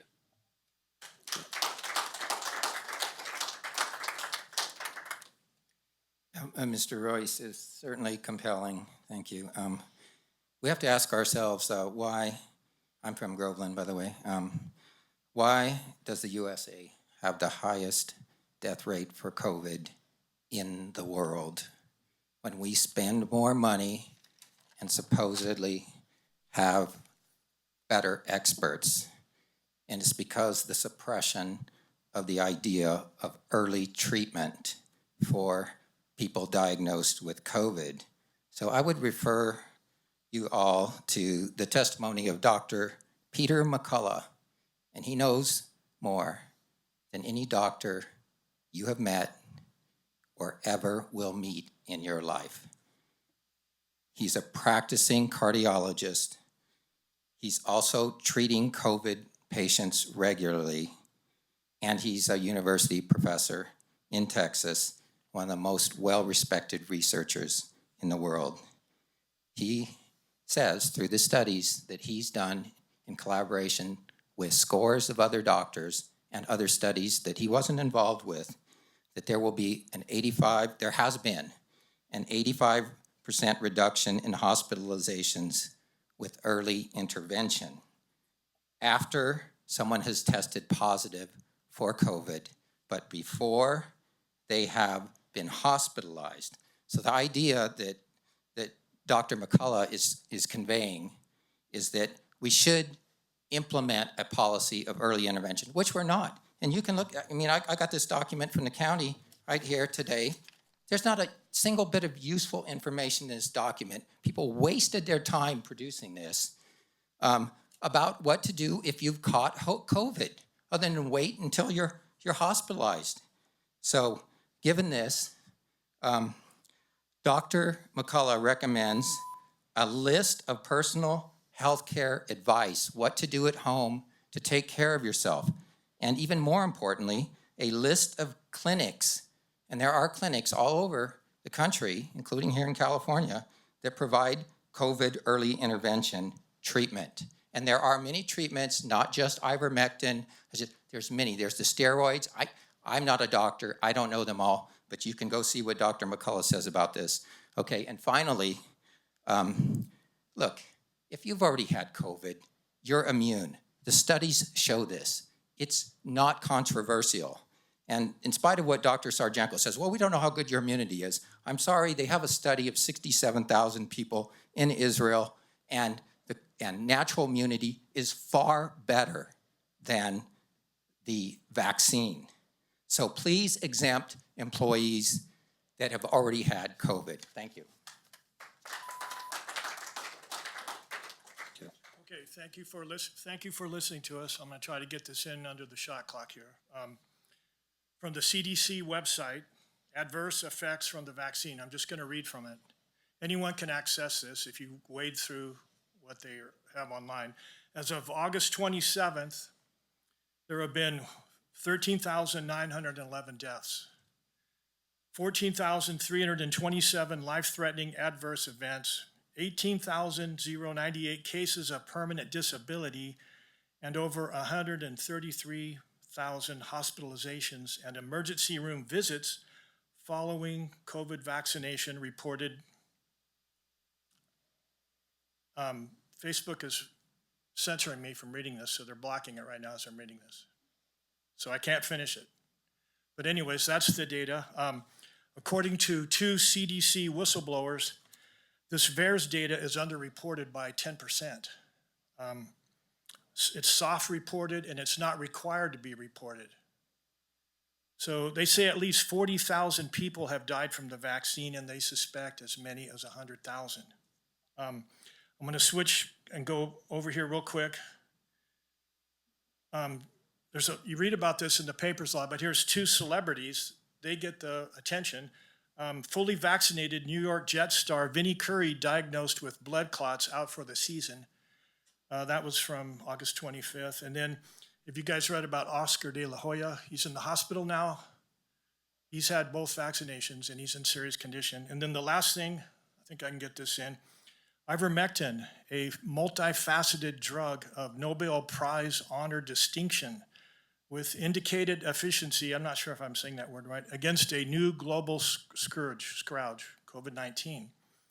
And it says in 2015, the Nobel Committee for, I can't see this, it's so small, for Physiology and Medicine, it's in its only award for treatments of infectious diseases since 6 decades prior, honored the discovery of ivermectin, a multifaceted drug deployed against some of the world's most devastating tropical diseases.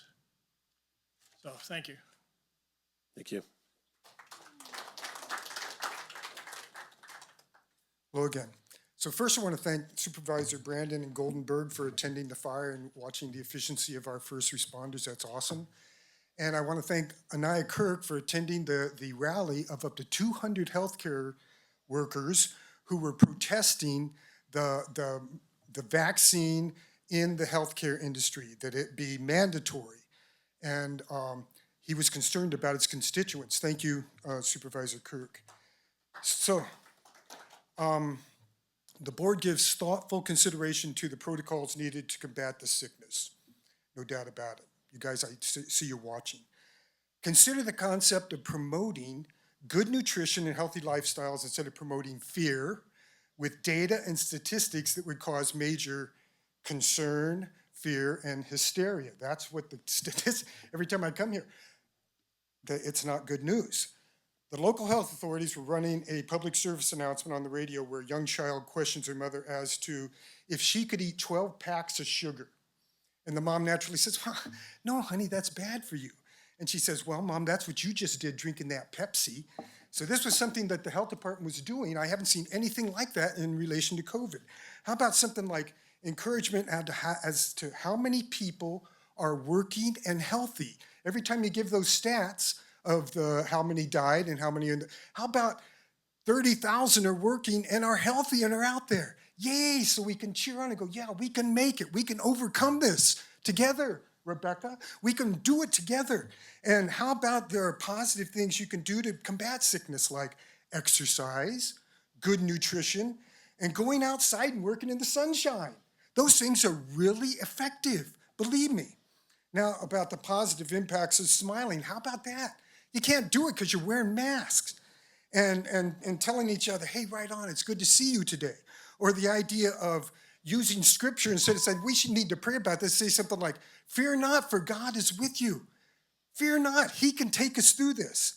There's a narrative that you talk about all the time, and it is, there are these many cases of the sickness. There's this many deaths. And you go, oh my gosh, what are we going to do? Well, doggone it, stand up and be strong in the power of his might, if you want to know what I think. But instead, stay home, and if you go out, wear a mask, and make sure you get the vaccine. And then there's Governor Whitmer in Michigan that says, stay home, but we're going to ban paint, and we're going to ban all the things you need to fix up your house or plant a garden. Hello, does that make sense? I don't think so. So anyway, stop the government overreach and the shaming of strong, positive people. People that don't wear masks are strong and they're healthy. That's why they don't have a mask on, or they'd stay home because they're smart. Hallelujah. Thank you very much.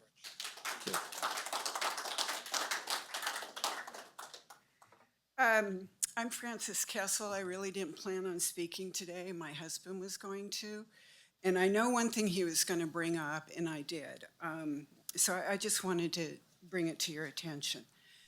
I think it's a matter of a personal decision where you have to weigh the risks and benefits as far as getting a vaccine. And I would certainly encourage a lot of people to, especially somebody who is obese or elderly.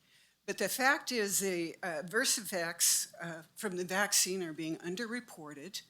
In many cases, theirs takes 30 minutes for a doctor to report it. They're not necessarily going to do it. But what concerned me, and this is directly from the OSHA website, DOL and OSHA, as well as other federal agencies, are working diligently to encourage COVID-19 vaccinations.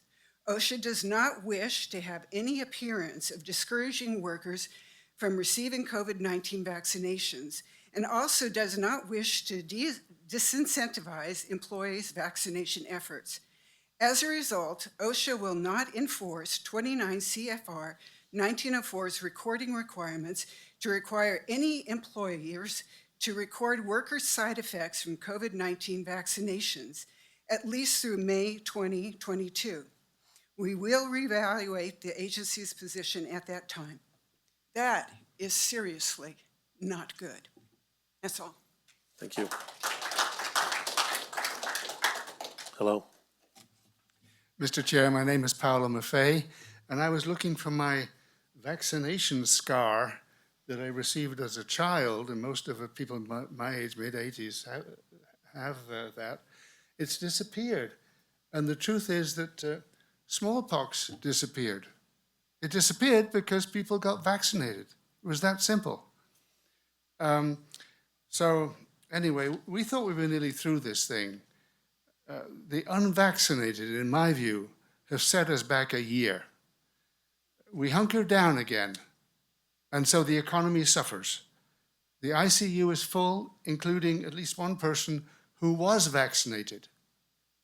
So don't get a heart attack because you're likely to die. There's no room.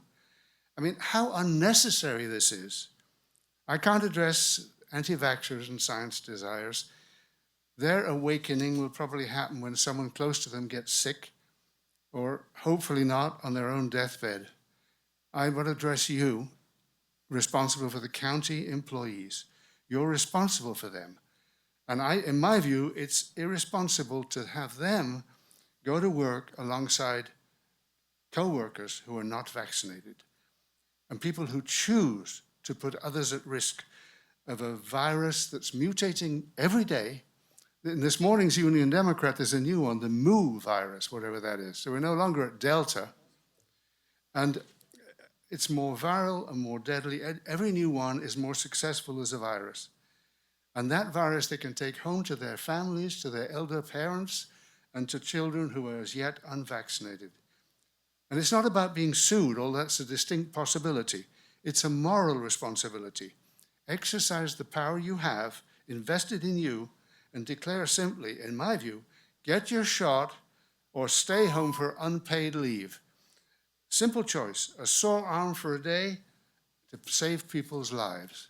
Thank you. Thank you. Good morning, Board. I'm a Tolan County resident. Thank you for your jobs you guys do. I come here as somebody that believes that the government doesn't have the right to tell us what we do for our medical choices, and I hope that that continues here in this county. I know that the loopholes that they allow for status for people to decline from getting it, from being forced to take it, are very complicated and hard to do. I know firsthand first responder people that have worked through the entire pandemic without getting the vaccination that are now struggling hard to meet the requirements of getting an exemption. So it's like the exemptions are there, but they're in such an impossibility that really not that many people can actually achieve that status. She has a really bad blood disorder, and the doctor barely still gave it to her. And yet this vaccine has been proven not to have been studied on people with severe ongoing issues. But yet the doctor was not willing to do it, but did do it because they were going to scrutinize his license. So it's not that they can get it, it's just complicated to try and get it. And so it's not fair to say that people that want the exemptions can truly get them easily. And like Anais was saying, just because you have a strong desire not to get the vaccine because of where you are health-wise and what your choices are, does not fit into the exemption that they're even allowing. Also, as a free society that's governed by themselves, the majority of the people here show you where the majority stands as towards vaccination. Also, the people that want to get vaccinated will get vaccinated. It's available. You can get it for free from the health department. They do lots of vaccinations. Forcing people to lose their jobs or choose and coercing them because they don't want to lose their job or their pensions, that's not fair. That's not right to the American people, the people that live here that have to provide for their families. So, as a member here, and you people that are here to help serve us, I ask you to look at the majority of the people here as your majority of your constituents that are concerned about this and what the majority feel and are expressing today. Thank you. Thank you. Hello. My name is Ryan, and I come here as a concerned citizen. I'm going to be losing my job because I choose not to take this vaccine, and after research, I will choose to not take any more of any other, just because I hear a lot of statistics and I hear a lot of people squabbling about the truth. Well, the truth is we're not standing together, and we have a choice as an American, as a person, to make that choice, to decide. You know, just like people have choice to, you know, change who they are sexually or not, and or to choose, you know, by gender ratios and things like that. Well, that's their choice. You know, my body, my choice. So I'm making that choice, and I'm going to stand that way to the very end. So I hope you guys make the right choice. Thank you.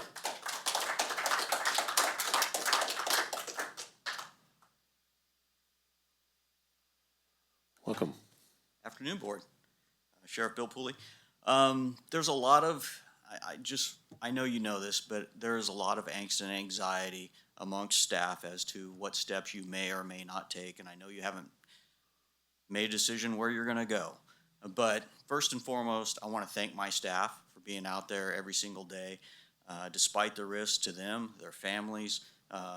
Obviously, some of our staff do not have the luxury of staying home or working out of an office. We're out with the community all the time, and I wanna thank all of my staff for being out there. Having said that, I think it would help staff if, and I believe you plan on doing this, but I'd be remiss if I didn't say it, that don't make a decision in a bubble. We have, my entire command staff would be happy to speak with you about some of the things we have in place, say in the jail. We've worked with public health. We have, I think, a very good track record when it comes to the prevention of this disease.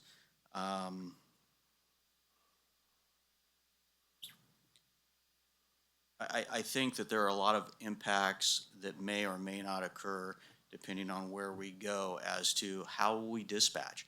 You know, how will this affect fire, ambulance, the deputy's response? And I just ask that if you're going to make a decision, please come to us. We want to educate you as to some of the things we have in place, how it may or may not affect us. And having said that, we're going to still continue to go out every day, do our job, and protect the public safety. And if you have any questions of me, I'd be happy to answer them. Thank you. Thank you. Questions for the sheriff? Yep, thank you. Okay, is there anyone else from the room that would like to speak? Yep, come on down. Welcome. My name is Robert Carabas, local resident. What I'd like to say is that there are a number of things that I feel strongly that we should be considering. we have 5% of the world's population, and yet we have 20% of the world's cases. We have 15% of the world's deaths, and at this point, between 140,000 and 150,000 people are getting COVID every day. Whether they end up in an ICU, that's another matter.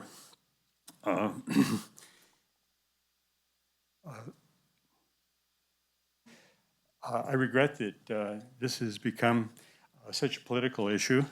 I don't believe this is a healthcare issue at this point, because I think we have misdirected our efforts as people. One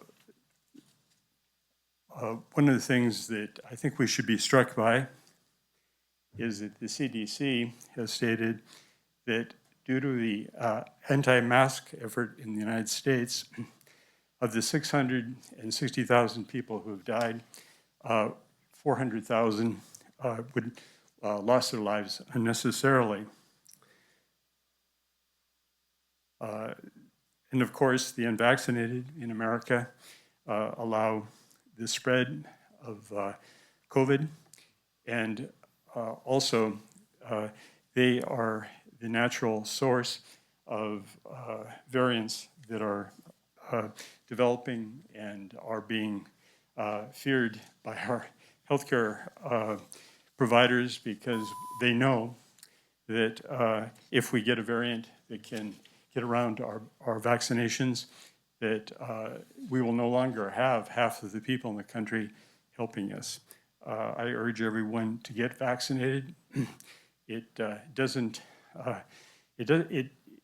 If we were going to speak about liberties, if I took your car away, you would have lost your liberties. If you take a vaccine, you're simply protected, or yes, well protected against COVID itself. And at the same time, you're helping your community. It is what I believe is what patriotism is about, is supporting and protecting our fellow Americans. Thank you. Thank you. Hello, my name is Paul Royce. I'm not very good at public speaking, but I need to tell my story.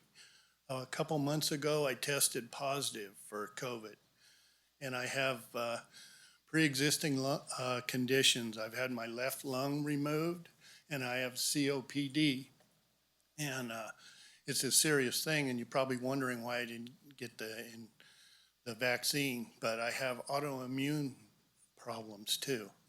So I chose to just isolate, and my wife was good with that too.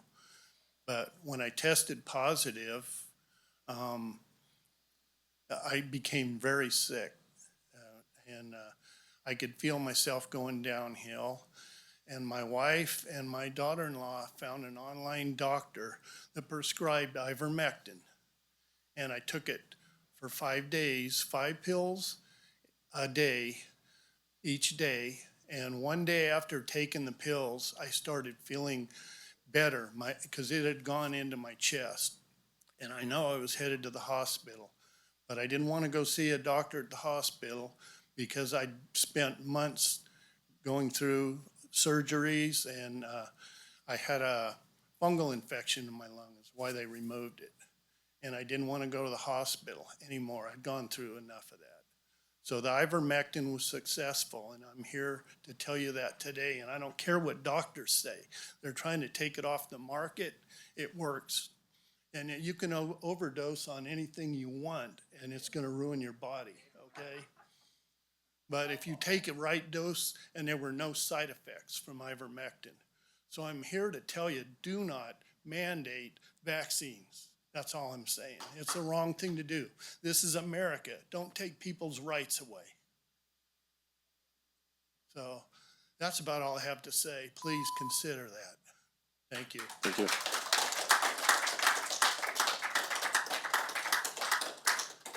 Okay, if there's no one else from the room that would like to speak, we'll go. I believe we have some people that have been waiting patiently on the phones, so we'll go ahead and start there.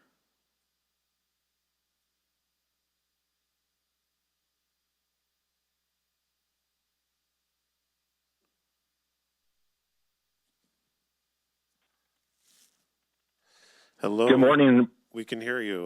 Welcome and thank you for your patience. Thank you very much.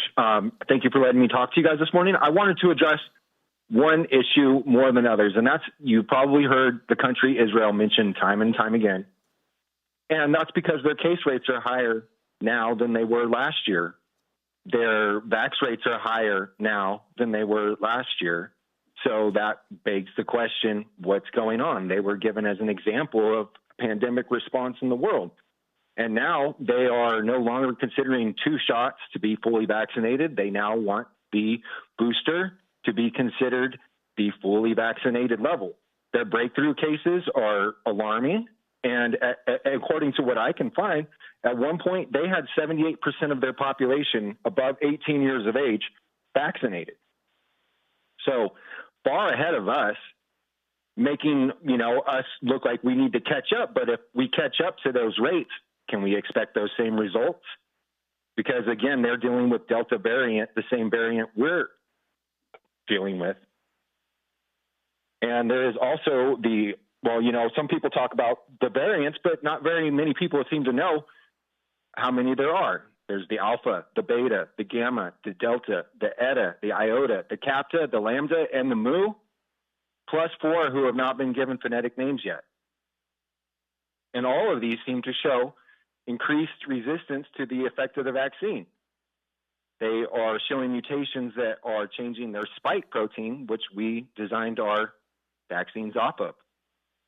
And that brings me to the point that we're going to now force possibly people to take vaccinations in our country when we just heard Dr. Hurd say that if you're in a third world country, take anything you can get your hands on. Well, if we have such a surplus here and we have such a hesitancy here, how are we not also noticing that our place in the world seems kind of selfish? We have all this vaccine, we don't want to give it. Israel is already fully vaccinated, yet they want booster shots. So we're kind of creating a narrative that we don't care about the world. We'd rather force people here to take the vaccine that don't want it than provide it to these people who are desperately awaiting anything in the third world country. One more thing is the comorbidities. I don't see any information, as some other people have pointed out, coming from public health as to what the number one comorbidity is and how we may, effectively ease those comorbidities before we became a statistic. As far as I understand, obesity would be far and away one of the most troubling comorbidities, and I have yet to see anything addressing body mass index of patients, overall health as far as considered towards a healthy body mass. It seems to be take the vaccine and you're good to go, but at the same time, ignoring the comorbidities, which seem to be alarming because there is statistical trends that seem to show that people are more at risk if they have certain pre-existing conditions. Thank you. Thank you. That's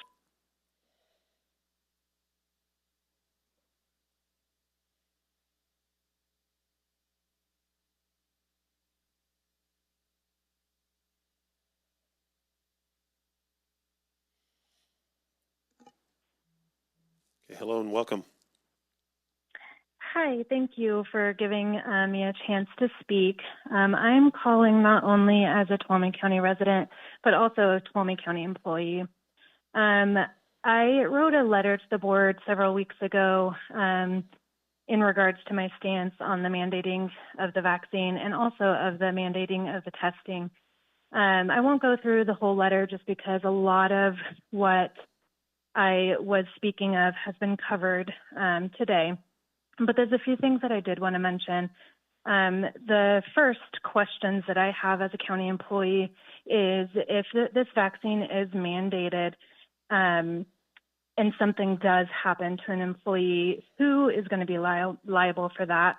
Who's going to be liable to take care of workers' families or pay their mortgage or pay their bills if they're unable to work? Who's going to be liable for those medical bills? The second thing I want to mention is in regards to the testing. Now, we all know, we've heard it here today many, many times, that vaccinated individuals can still get COVID, they can still spread COVID. And although I will state that it is absolutely shown in our data that it's less numbers of vaccinated individuals being hospitalized and less are dying, I just wanted to point out the fact that they are still being hospitalized and vaccinated individuals are still dying. And so with only testing vaccinated employees, or excuse me, only testing unvaccinated employees, that not only sends a wrong message, it's skewing numbers more than it already is. If you're only testing unvaccinated, of course more unvaccinated are going to be showing positive. If a vaccinated individual is in close contact to a positive, it's not even recommended that they vaccinate as long as they're not showing symptoms. So they could absolutely be spreading it. They can absolutely, and we're not testing for that. And so that just doesn't make sense to me. I think that really where it boils down to is just discrimination, and it's widening that line of unvaccinated versus vaccinated. I also want to mention in the letter that I wrote, hopefully you have all read it, I'm not denying that COVID is real. I know it is real. I know it is dangerous. It is dangerous to many people. In no way am I trying to downplay the legitimacy of this virus.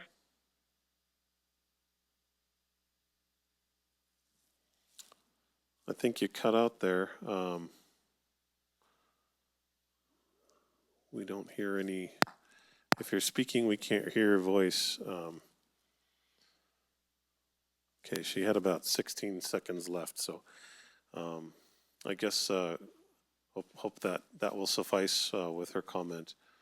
I guess if you can't raise her, then see if there's someone else waiting.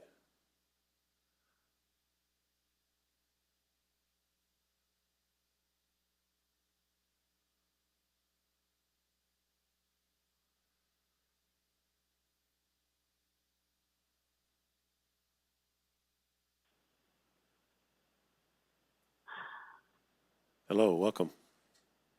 Hi. It's always been the practice. I thought that we were supposed to identify ourselves before we spoke. My name is B.C. Smith. I'm a former county employee, and I am a resident of District 4. A lot has come up in this morning's discussion, and I have a lot of mixed emotions about all of this.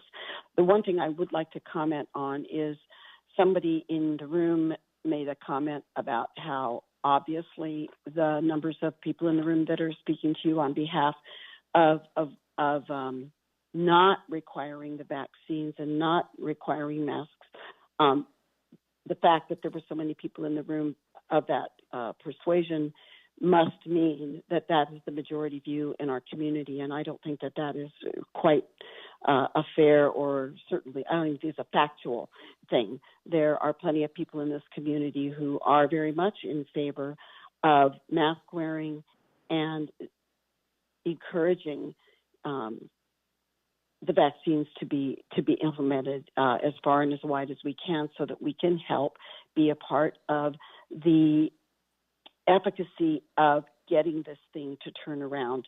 A couple of things I want to mention. I think that the sheriff had a really good point that you can't make this decision in a bubble, and that you should be meeting with as many of the department heads and other key voices in getting input from the employees to get a strong impression of what is already in place and what you might be able to encourage to be in place. Personally, I believe that if a person has chosen not to be vaccinated, that person should be willing to undergo regular testing and to wear a mask. I think everybody should wear a mask. That's what I do, and many of my friends do the same. And the gentleman who said that wearing masks was a symbol of fear, and that people who didn't wear masks were positive and weren't afraid. I would love to sit down and talk to that man and hear his bio and share my bio with him, because I'm not afraid of this at all. I'm just trying to do my part for the we that the person from Human Resources spoke of this morning. It is a mindset of taking care of the we. What is the greater good, and how can we come together for a program that will serve us as quickly as possible? We did beautiful. with Washington Fire. We were doing exactly what we're supposed to do as a community. But we're not doing that with COVID. Instead, it's become the dialogue of me. And I don't understand that. It is. I'm sorry. Am I there? Am I at my? I have to stop you there. Your 3 minutes is up. Thank you bet. very much for calling. You got me. Look in the mirror. Are we a we or Thank are you. we a me? I have to stop you Thanks, there. I'm guys. sorry. Good luck. Thank you. Got it. You bet. Okay, is there anyone else waiting to speak? Okay, we do have more people that would like to speak.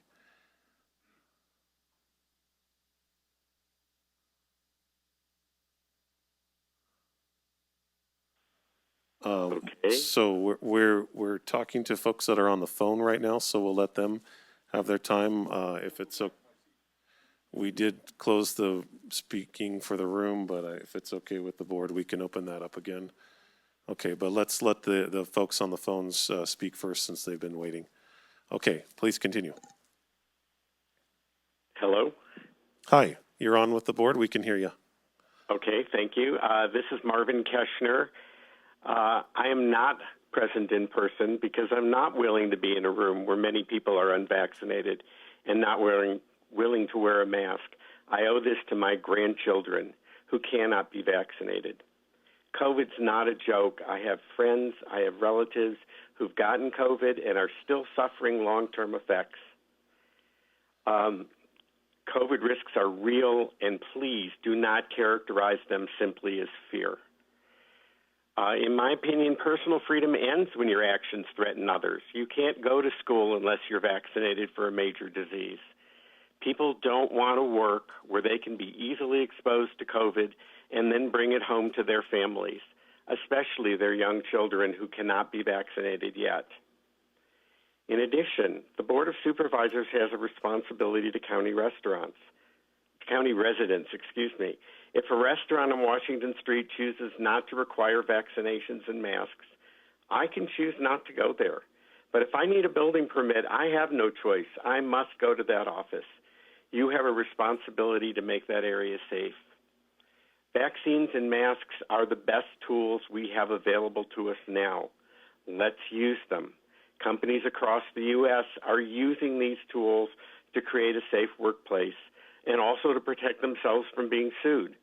Masks and vaccines together are 10 times more effective than either one is alone. Also, companies are deploying HEPA air purifiers in rooms with limited ventilation. Please do this. Please install these in county offices. The cost is really quite low.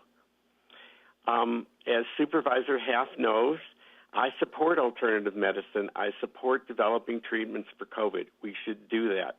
That's not the question that's on the table. The question that's on the table is what tools do we have now, not what we will have in the future, and how do we best use those tools now to make our work environment safe for our employees, their families, and people who walk into the offices. Thank you very much. Thank you.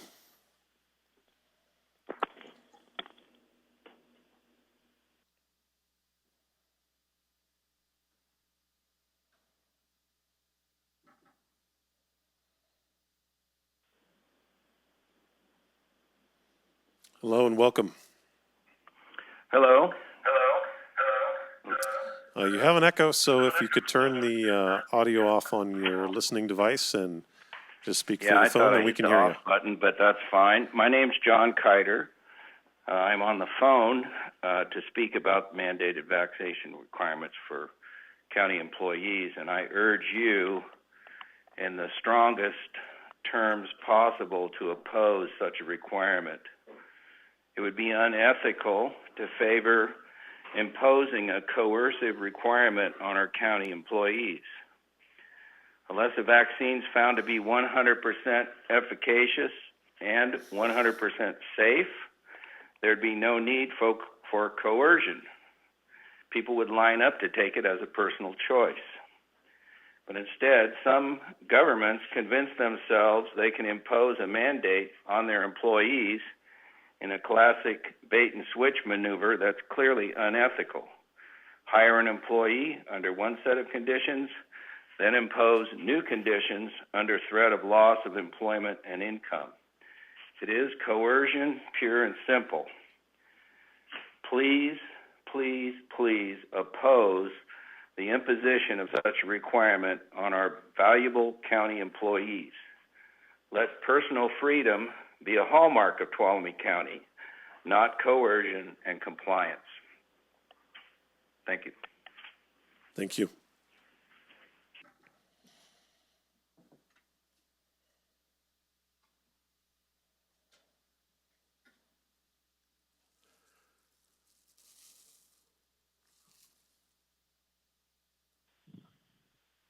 Hello and welcome. Hi, good morning. My name is Jessica Lanier. I am a registered nurse. I have my bachelor's in nursing, and I'm also certified as a public health nurse. I am actually speaking as a former resident of Tuolumne County. I was born and raised there. I grew up there. And last year, when all of this started happening, my family kind of saw the writing on the wall, and we saw forced vaccinations coming down the pipeline, and we decided to move. And we left a lot of our family there, and we do miss it. But I wanted to kind of echo some of the opinions that have been shared today and the data and the facts that have been shared today and a perspective as a public health nurse. I worked at our local prison there as the infectious disease nurse, and one of my jobs was to draw what are called titers on inmates and to make sure that they had documented immunity to things such as chickenpox, for example. I want to ask you to think about all of the people who have had COVID and have documented immunity already, who are being forced, if a vaccine mandate was to be passed, who are being forced to get a vaccine that would never be forced in any other type of virus. If I had a client or a patient who had documented immunity to chickenpox, I would never recommend that they get a vaccine for chickenpox. That would never be good practice, right? That doesn't make any sense. So that's one element to consider. The other is I know this has already been brought up, but the data of Israel, the highest vaccinated country in the world, is experiencing the highest amount of breakthrough cases, an unprecedented amount of hospitalized, very sick COVID patients. And then you look at India, and I heard that data was already brought to the meeting, so I will not repeat it. But if you go and truly search what India has done to significantly drop their sick COVID patients by using very safe medication and very cheap medication such as ivermectin, it is something to definitely consider and something to make available to people in Sonora. And I'm pretty sure that no pharmacies in Tuolumne County are filling it right now. I encourage everyone to go look into the COVID-19 Critical Care Alliance online. You can write that down. It is an incredible resource of doctors that are effectively treating COVID in outpatient and hospitalized settings with proven protocols that are working. I also, this is something that really bothered me when I did live there, is the fear. The daily death stats that are being given to our community, the daily positive cases. What if we also shared the daily people that maybe tested positive and were asymptomatic? Or the people that were completely fine? If we're going to share how many people die, Jessica? how about we also share how many people were okay with that? I have to stop you. I'm sorry. Jessica, I have to stop you there. I'm sorry. Your 3 minutes are up. Thank you very much for calling in. Thanks.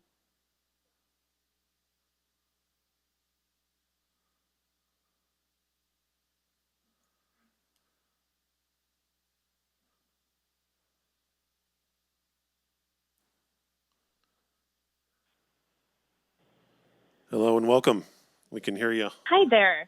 Hi. Hi. My name is Amy Peterson, and I am a teacher in the community. I just wanted to mention a couple of things just for the county to possibly be proactive, and a couple of things for them to think about.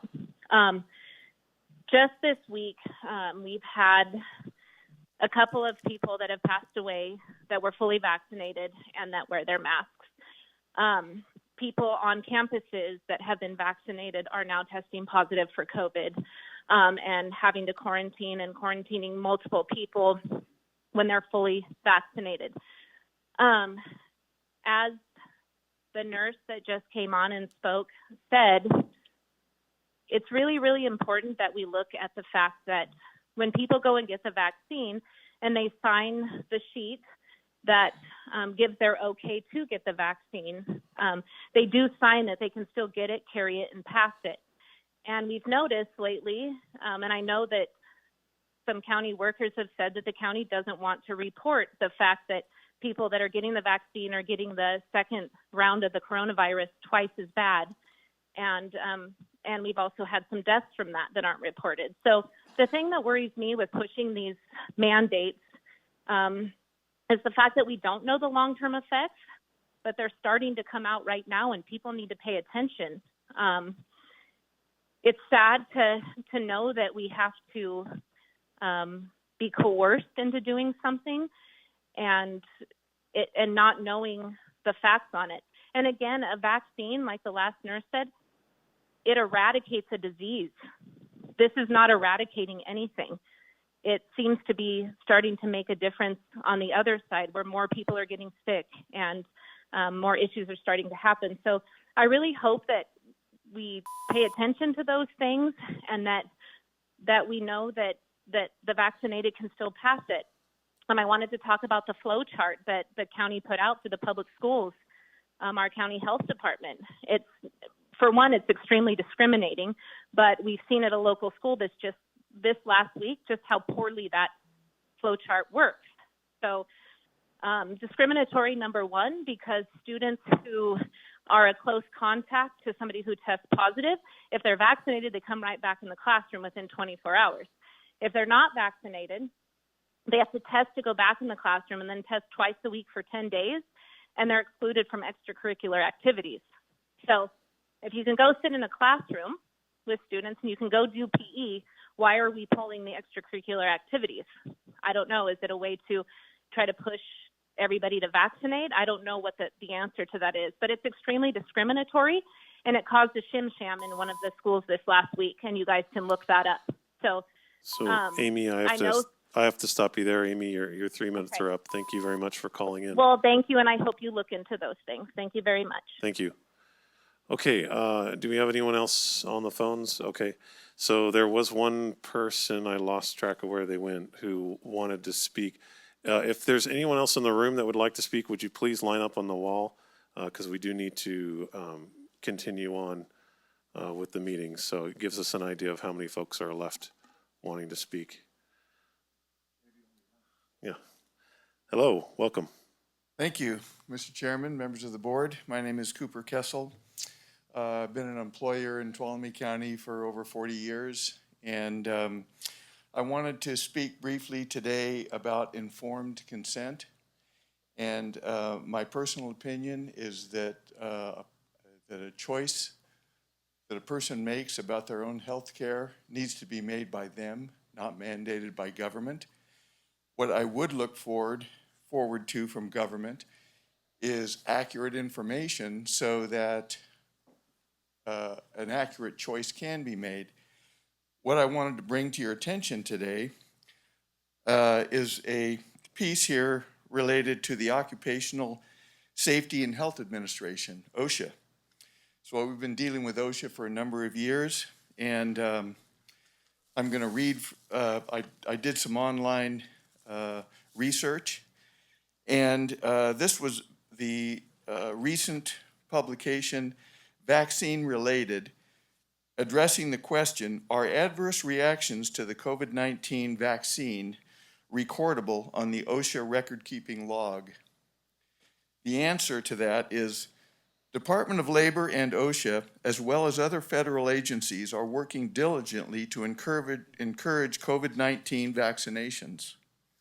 OSHA does not wish to have any appearance of discouraging workers from receiving COVID-19 vaccination, and also does not wish to disincentivize employers' vaccination efforts.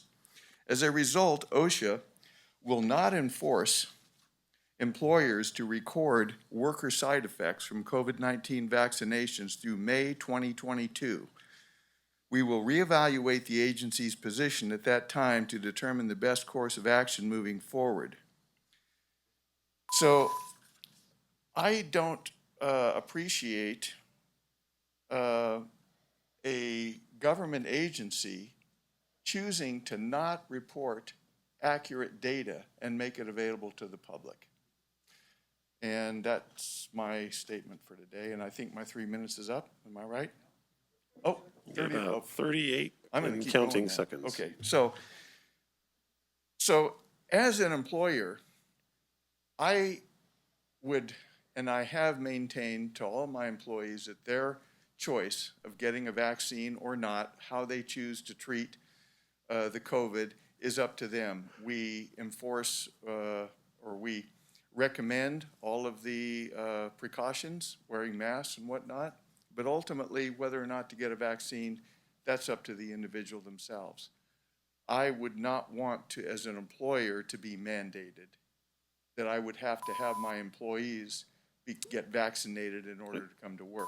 I do have to Lastly, stop you there. I really I have to stop appreciate- you there. Thank you very much. You're welcome, and thank you.